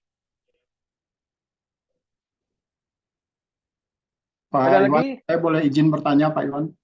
Oh silakan, bertanya silakan. Ini ya, silakan. Ya, terima kasih Pak Iwan. Oh Pak Suharmen, Pak Harmen, aduh, saya ngelihat Pak Harmen di sini agak berbeda nih, soalnya kelihatan jadi lebih seperti pejabat di sini. Pak Harmen, ini Pak Deputi dari ini, Sinka dari BKN. Ini biar Pak Olive tahu nih. Silakan Pak Harmen. Ya, terima kasih Pak Iwan. Terima kasih Mas Ovi atas paparannya dan menarik memang apa yang tadi sudah disampaikan oleh Pak Ovi. Sebetulnya pertama buat saya yang lebih menarik itu adalah bagaimana sebetulnya kita bisa memanfaatkan teknologi informasi untuk penilaian kompetensi. Saya 3 minggu yang lalu diminta mewakili Pak Kepala BKN sebetulnya berbicara di dalam salah satu forum di Singapura, forum Government Summit yang mengadakan adalah teman-teman dari Inggris. Nah, yang menarik buat saya adalah memang betul ke depan itu adalah teknologi itu akan menjadi lead di dalam membantu, termasuk di dalam melakukan assessment. Karena salah satu topik yang kemarin diangkat oleh dari teman negara-negara mitra itu adalah bagaimana peran artificial intelligence di dalam melakukan assessment terhadap public servants di negara masing-masing. Nah, Singapura memang sudah menerapkan itu, walaupun kemudian di dalam beberapa case yang AI yang dimaksud itu bukan hanya sekedar ChatGPT, tetapi juga kemudian bagaimana sistem menggrab data yang tidak terstruktur yang muncul dari perilaku bersosial media dari seseorang pegawai pemerintah, yang kemudian data-data itu bisa menggambarkan bagaimana perilaku yang sebenarnya ketimbang kita kemudian hanya mengamati di dalam satu spot tertentu. Nah, kita memang belum masuk sampai ke level itu, masih panjang perjalanannya untuk bisa masuk ke level itu. Tetapi bukan tidak mungkin kemudian artificial intelligence itu yang betul-betul bisa, kalau saya lebih menggambarkan pengkombinasian antara big data analysis dengan hasil assessment. Jadi tidak hanya semata-mata berdasarkan hasil assessment, tetapi juga menggambarkan perilaku seseorang selama ini di berbagai sources data yang kemudian bisa di-grab datanya itu dari data publik. Nah, ini yang dilakukan oleh beberapa negara. Singapura sekarang sudah masuk ke level itu 10 tahun yang lalu. Mereka sudah di bidang itu. Nah, saya memang kemudian sempat berdiskusi dengan EY karena salah satu yang menggagas itu adalah teman-teman dari EY-nya Singapura. Bagaimana mereka menggunakan artificial intelligence bukan sebatas ChatGPT lagi, tetapi untuk melihat perilaku seseorang yang akan dipromosikan ataupun orang yang akan dimutasi atau dirotasi di dalam satu jabatan tertentu. Nah, ini buat saya tentu ini peluang sebetulnya. Dan kalau kita bisa memanfaatkan itu dengan baik, apalagi tadi Pak Bayu misalnya mengatakan, Pak Bayu Ludi, kalau kita bisa mendevelop satu sistem, kemudian satu sistem tadi bisa dibagi pakaikan dengan seluruh lembaga asesmen, maka kita akan mendapatkan satu standarisasi yang sama. Jadi pada saat, apalagi di dalam peraturan BKN nomor 26 2019, di situ dikatakan bahwa hasil asesmen itu kan berlaku untuk 3 tahun.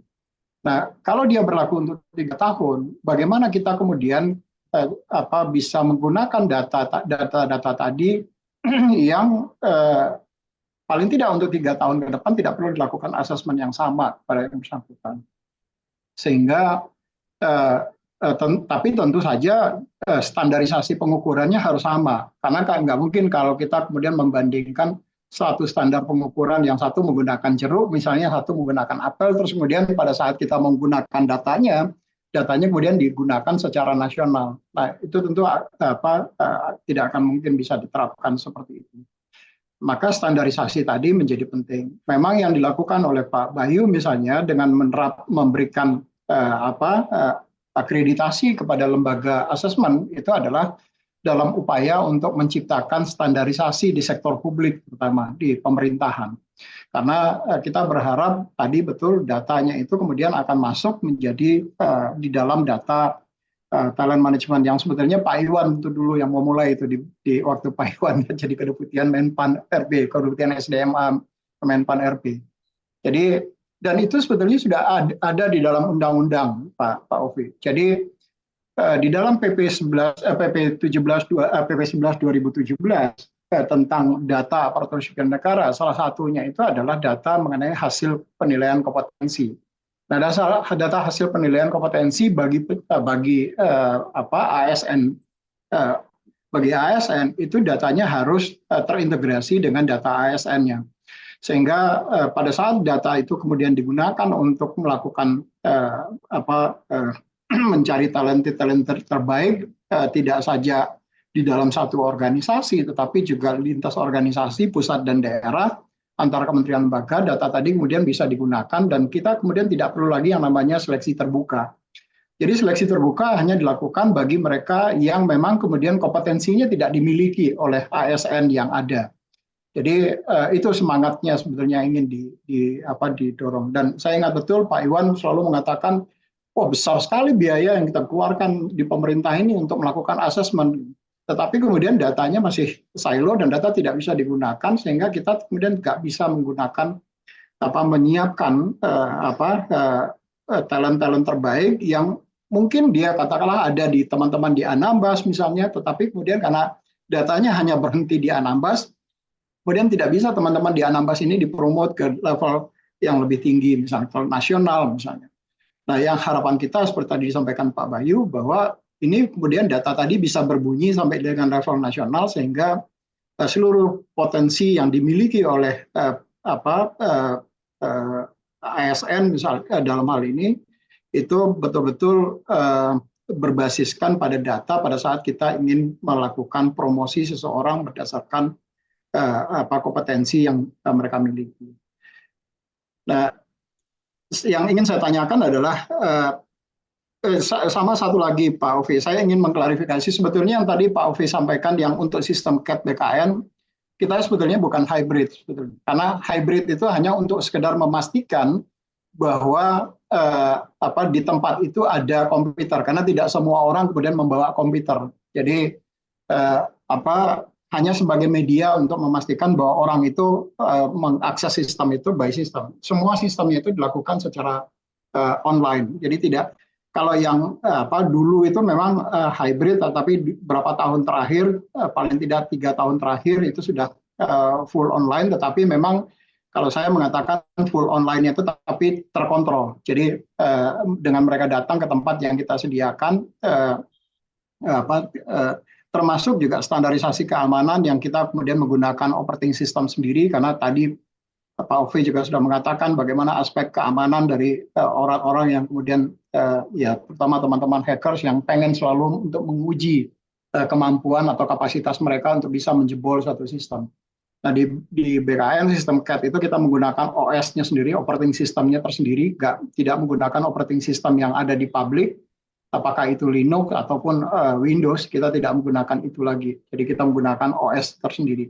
Dan sistem itu hanya bisa jalan di OS itu, di operating system itu. Jadi tidak bisa jalan di platform yang umum. Tujuannya adalah karena aspek security.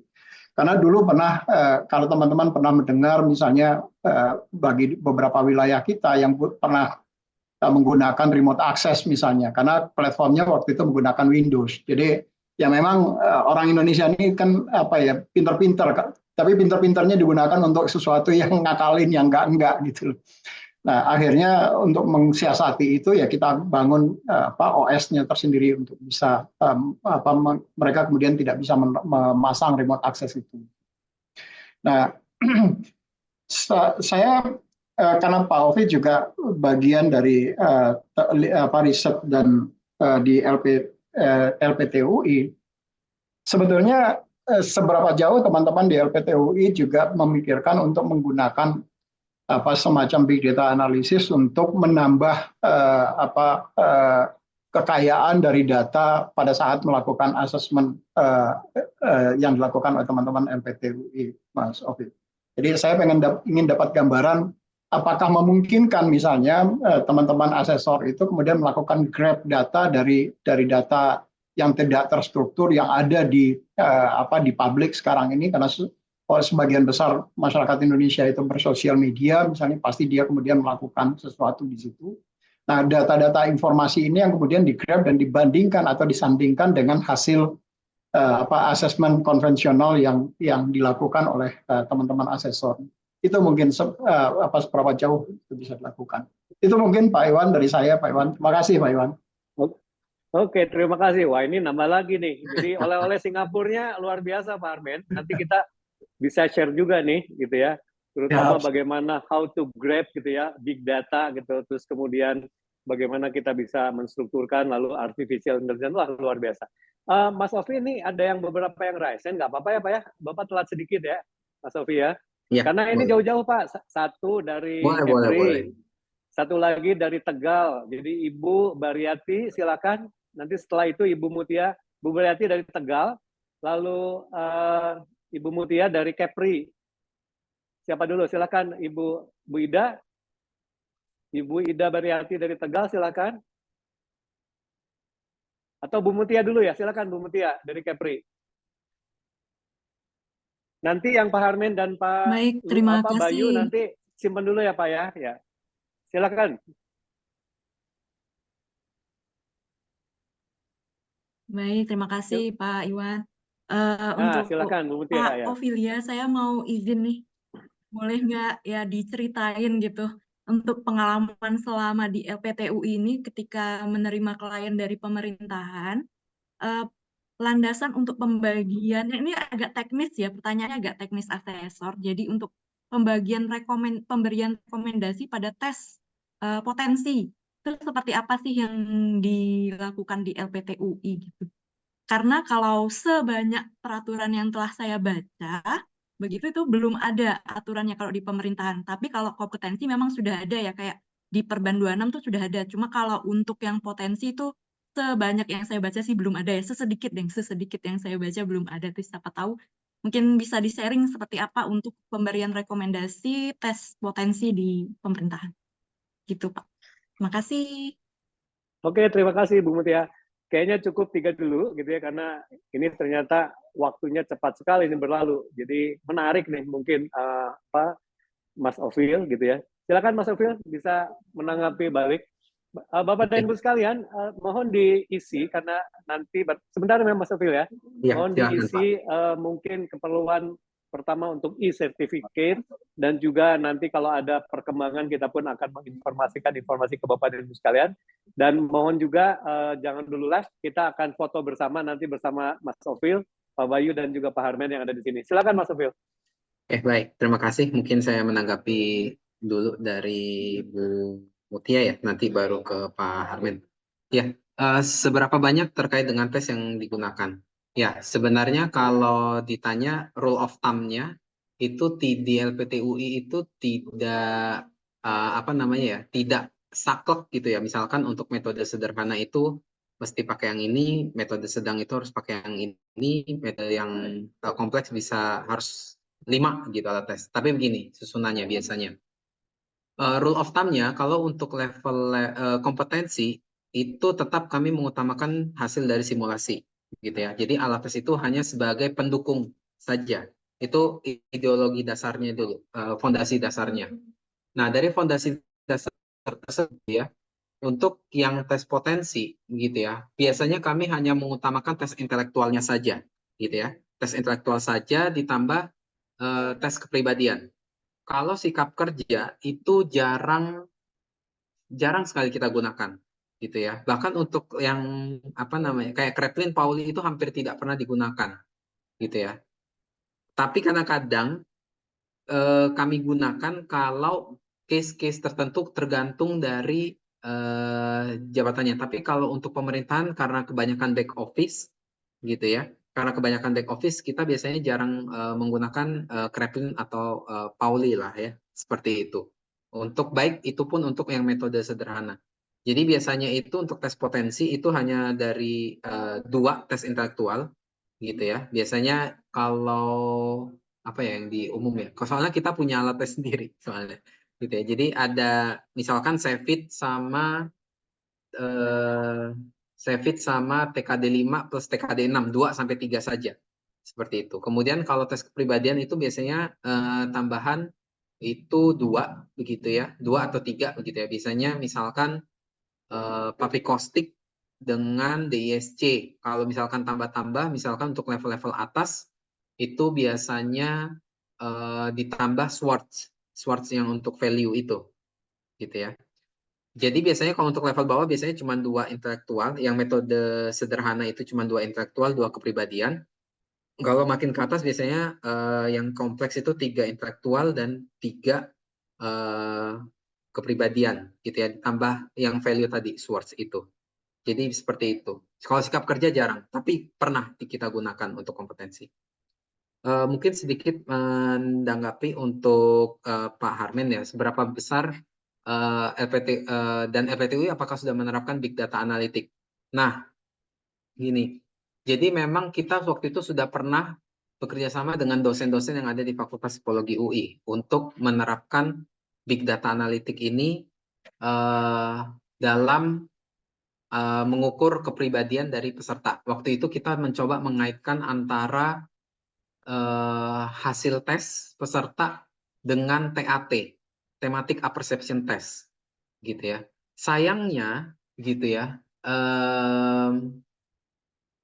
kalau di luar sana itu kan yang open source itu kebanyakan bahasa Inggris ya. Jadi kita tuh belum bisa apa namanya ya, belum pokok intinya gini. Kalau misalkan kalau kita perlu seakurat itu, kita perlu datanya banyak sekali gitu ya. Sedangkan LPTU itu kan kalau ketimbang BKN pasti kalah jauh gitu ya, dengan Pan-RB juga pasti kalah jauh gitu ya. Nah, ini sebenarnya tugas kita bersama gitu ya untuk mengumpulkan data gitu ya. Betul yang dikatakan oleh Pak Bayu dan Pak Harmen bahwa penting nih untuk kita tidak lagi silo datanya. Jadi datanya itu satu database besar, big data besar, lalu kita nanti bisa kaitkan gitu ya untuk misalkan kita kaitkan dengan thematic apperception test gitu ya, ataupun tes-tes lainnya. Sehingga ketika nanti peserta ini tes itu mungkin tidak lagi menggunakan baterai tes yang banyak begitu. Jadi hanya ya sebagian tes itu sudah didapatkan dari betul yang dikatakan oleh Pak Harmen itu didapatkan dari sosial media gitu ya. Jadi tinggal apa namanya? Oh ternyata kepribadian peserta ini adalah seperti ini gitu ya. Jadi misalkan tinggal kita tes intelektualnya saja gitu ya. Biasanya nah, memang yang perlu di notes ini menurut pemahaman saya, menurut hemat saya ya, dengan keterbatasan yang saya miliki, betul memang analisis berdasarkan sosial media itu bisa dilakukan, gitu ya. Hanya memang kita harus concern juga bahwa biasanya itu lebih mengukur kepribadian, gitu ya. Dan juga begini, sosial media itu kan tempat betul memang kadang-kadang kalau di kita itu kadang-kadang mereka menampilkan personanya gitu ya di sosial media. kita tuh kadang-kadang mungkin ya, ini menurut kritis saya pribadi, kadang-kadang yang ditampilkan dia di sosial media itu persona yang ditampilkan itu berbeda ketika dia persona yang ditampilkan pada saat dia bekerja, begitu. Nah, sehingga perlu hati-hati ketika nanti, betul kata Pak Harmin juga, sepertinya kalaupun nanti kita akan menggunakan sosial media itu sebagai salah satu hasil pendamping dari asesmen, tetap kita harus combine ya, prinsip dasarnya lagi kembali di assessment center, multi method. Artinya apa? Kita harus tetap, kalau menurut saya, tetap harus dibandingkan dengan tes-tes yang lain. Karena apa? Kadang-kadang yang ditampilkan di sosial media itu citranya dia yang dia ingin bangun tentu berbeda dengan ketika dia nanti di pekerjaan, gitu. Itu sih sebenarnya salah satu yang harus kita concern juga, seperti itu ya.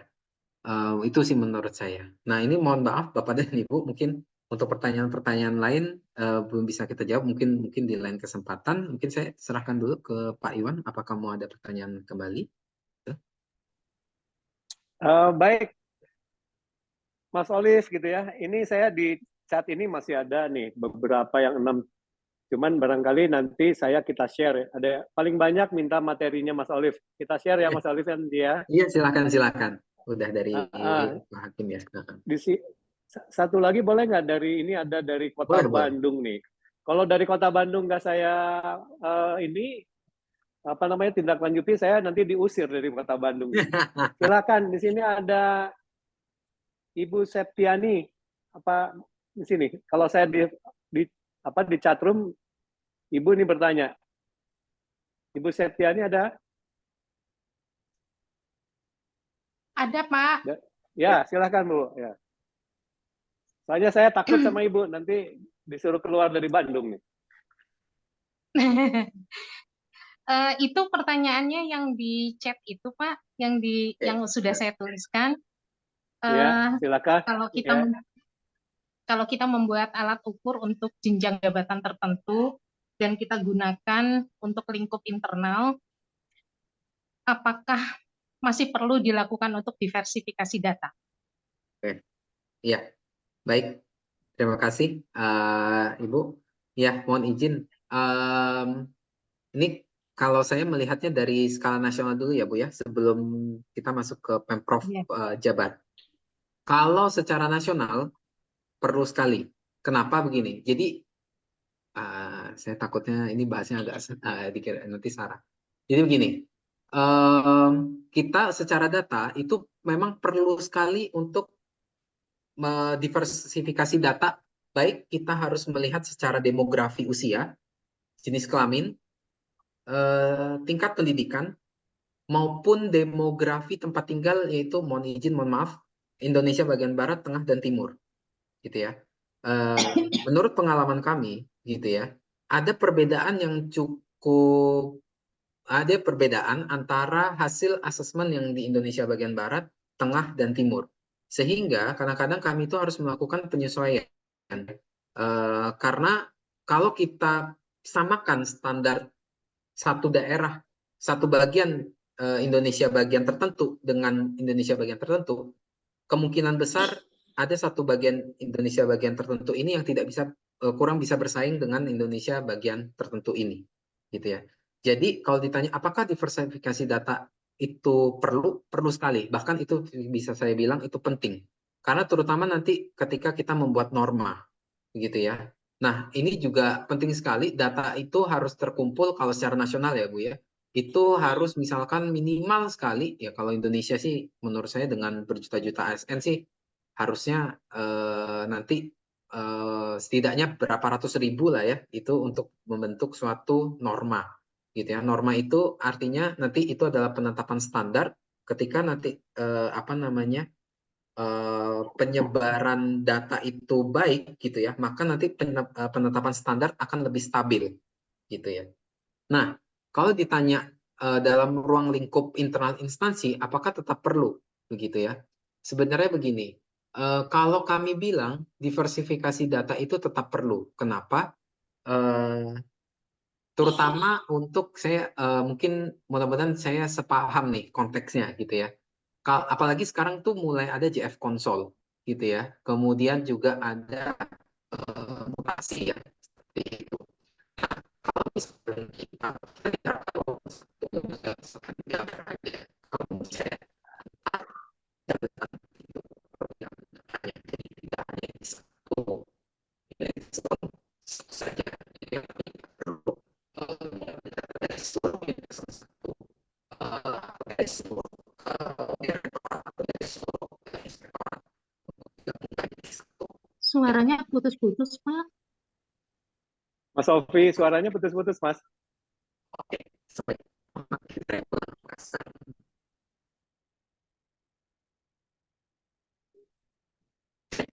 Suaranya sudah lebih jelas. Cek, masih putus.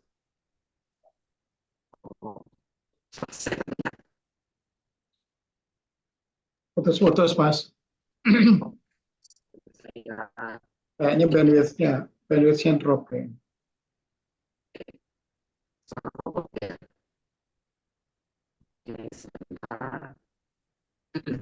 Coba saya stop videonya ya. Ya, videonya ini bagus nih. Ya. Ini bagus ya. Oke, maaf nih. Bagus. Videonya dimatikan. Ini kendala koneksi internet nih kalau apa namanya online lah seperti ini, gitu ya. Mohon izin. Jadi memang kalau di dalam satu Pemprov itu tetap menurut saya itu tetap perlu. Kenapa? Karena kan sekarang itu sudah mulai ada JF Console dan nantinya di daftarnya ada JF Console dan juga ada mutasi ya. Mohon izin Bapak dan Ibu. Ini menurut sepengetahuan saya saja, gitu ya. Karena apa? Ketika dia dimutasi, jadi sudah mengikuti standar yang apa namanya? Sudah mengikuti standar yang sama dengan umum yang lain, gitu ya. Sama dengan yang lain. Jadi tidak perlu lagi kita harus membandingkan satu direktorat terus kita harus bandingkan lagi hasil tes ini dengan direktorat yang lain gitu ya, atau dinas yang lain atau badan yang lain gitu ya. Jadi ketika kita sudah mempunyai satu norma yang sama gitu ya, itu nanti akan lebih mudah ketika kita melakukan mutasi dan tujuan asesmen lainnya gitu sebenarnya. Jadi lebih terstandar gitu Bu Turina. Baik, Ya, terima kasih Bu Turina, mudah-mudahan jelas Bu Turina. Ya, Pak Ovi, terima kasih. Waduh, ini semakin cepat dan waktunya, makanya kita akhiri saja dulu gitu. Dan kita akan lanjutkan dalam series yang berikutnya. Namun demikian, sebelumnya barangkali mohon di sini ada Saudara Nur Hakim, peserta doktoral dari Universitas Indonesia yang akan membuat summary buat kita. Silakan pada Saudara Nur Hakim. Thank you, Mr. Setiawan, for the opportunity. Before I present some conclusion, let's give an extraordinary appreciation for Mr. Ovila for providing so many insights and fruitful this afternoon. Let me share the screen, Mr. Iwan.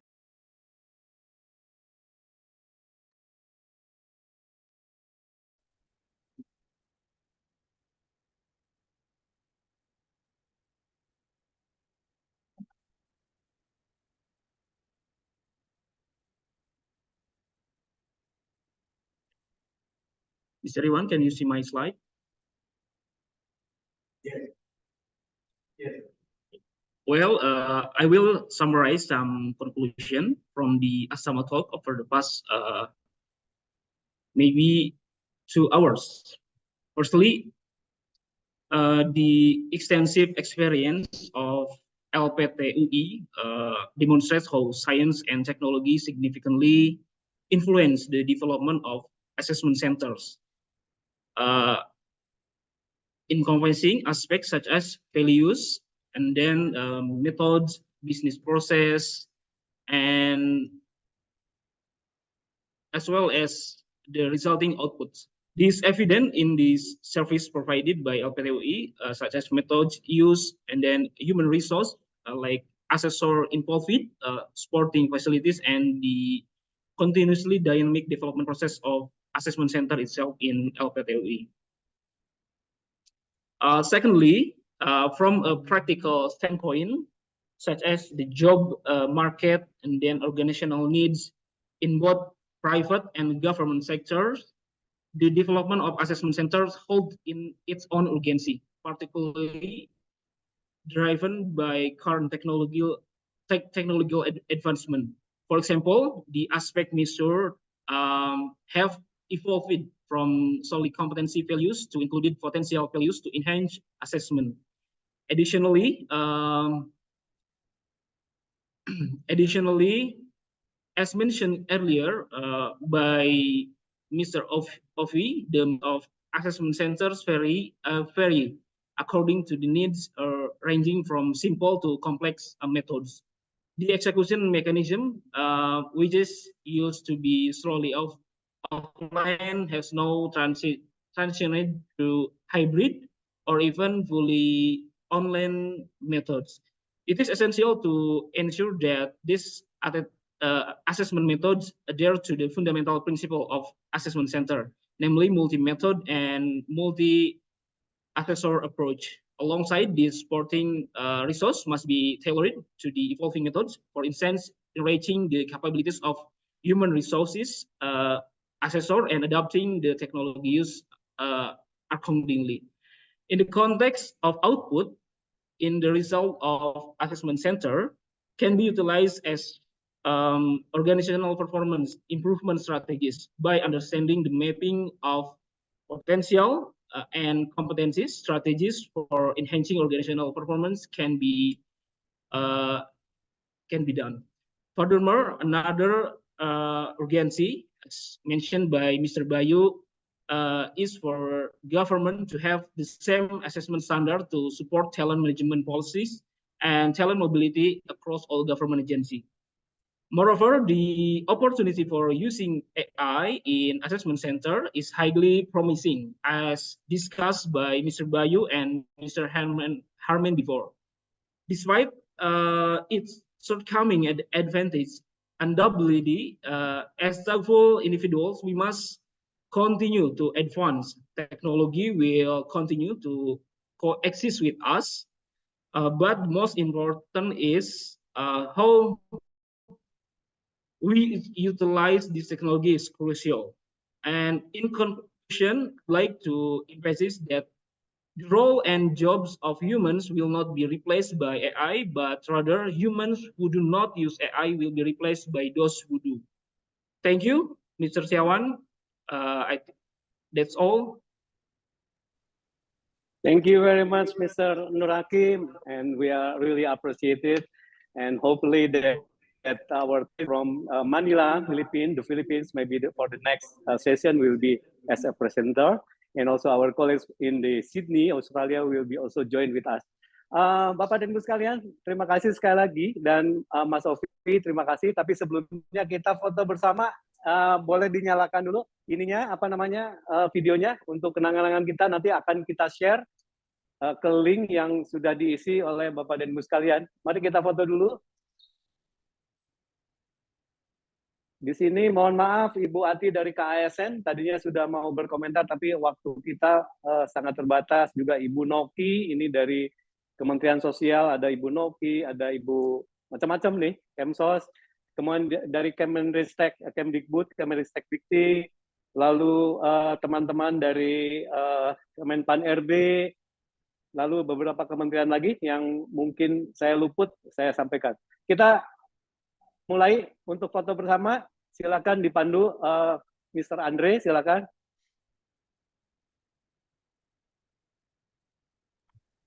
Baik Bapak Ibu, kita foto dari halaman pertama dulu. Kementerian Agama juga hadir, mohon maaf. Ya, silakan. Ya, Pak Andre. baik Pak. Dalam hitungan 3, 1, 2, 3. Oke, kita beralih ke slide yang kedua. Dengan 3, 1, 2, 3. Baik, dan slide yang ketiga terakhir. 1, 2, 3. Ya, terima kasih Bapak Ibu. Baik, terima kasih Andre gitu ya, dan terima kasih Bapak dan Ibu sekalian. Sekali lagi saya ucapkan terima kasih, apresiasi kami gitu ya, yang penyelenggara dari Astama Talk series keempat ini. Dan mudah-mudahan nanti di seri-seri berikutnya kami pun akan mengundang Bapak dan Ibu sekalian gitu yang masuk nih. Ada beberapa usulan yang masuk kepada kami yang akan menjadi sharing knowledge persons gitu di sini. Sekali lagi saya ucapkan terima kasih. Wabillahi taufik wal hidayah. Wassalamualaikum warahmatullahi wabarakatuh. Salam asrama. Waalaikumsalam. Turun Pak Iwan. Amin. Terima kasih. Pak Iwan. Ya. Turun, Yes, ya. Terima kasih Pak Iwan. Ya. Makasih ya. Summary-nya kita akan report kepada Bapak dan Ibu sekalian ya untuk Terima kita akan kasih. membuat ini pengembangan sistem mudah-mudahan.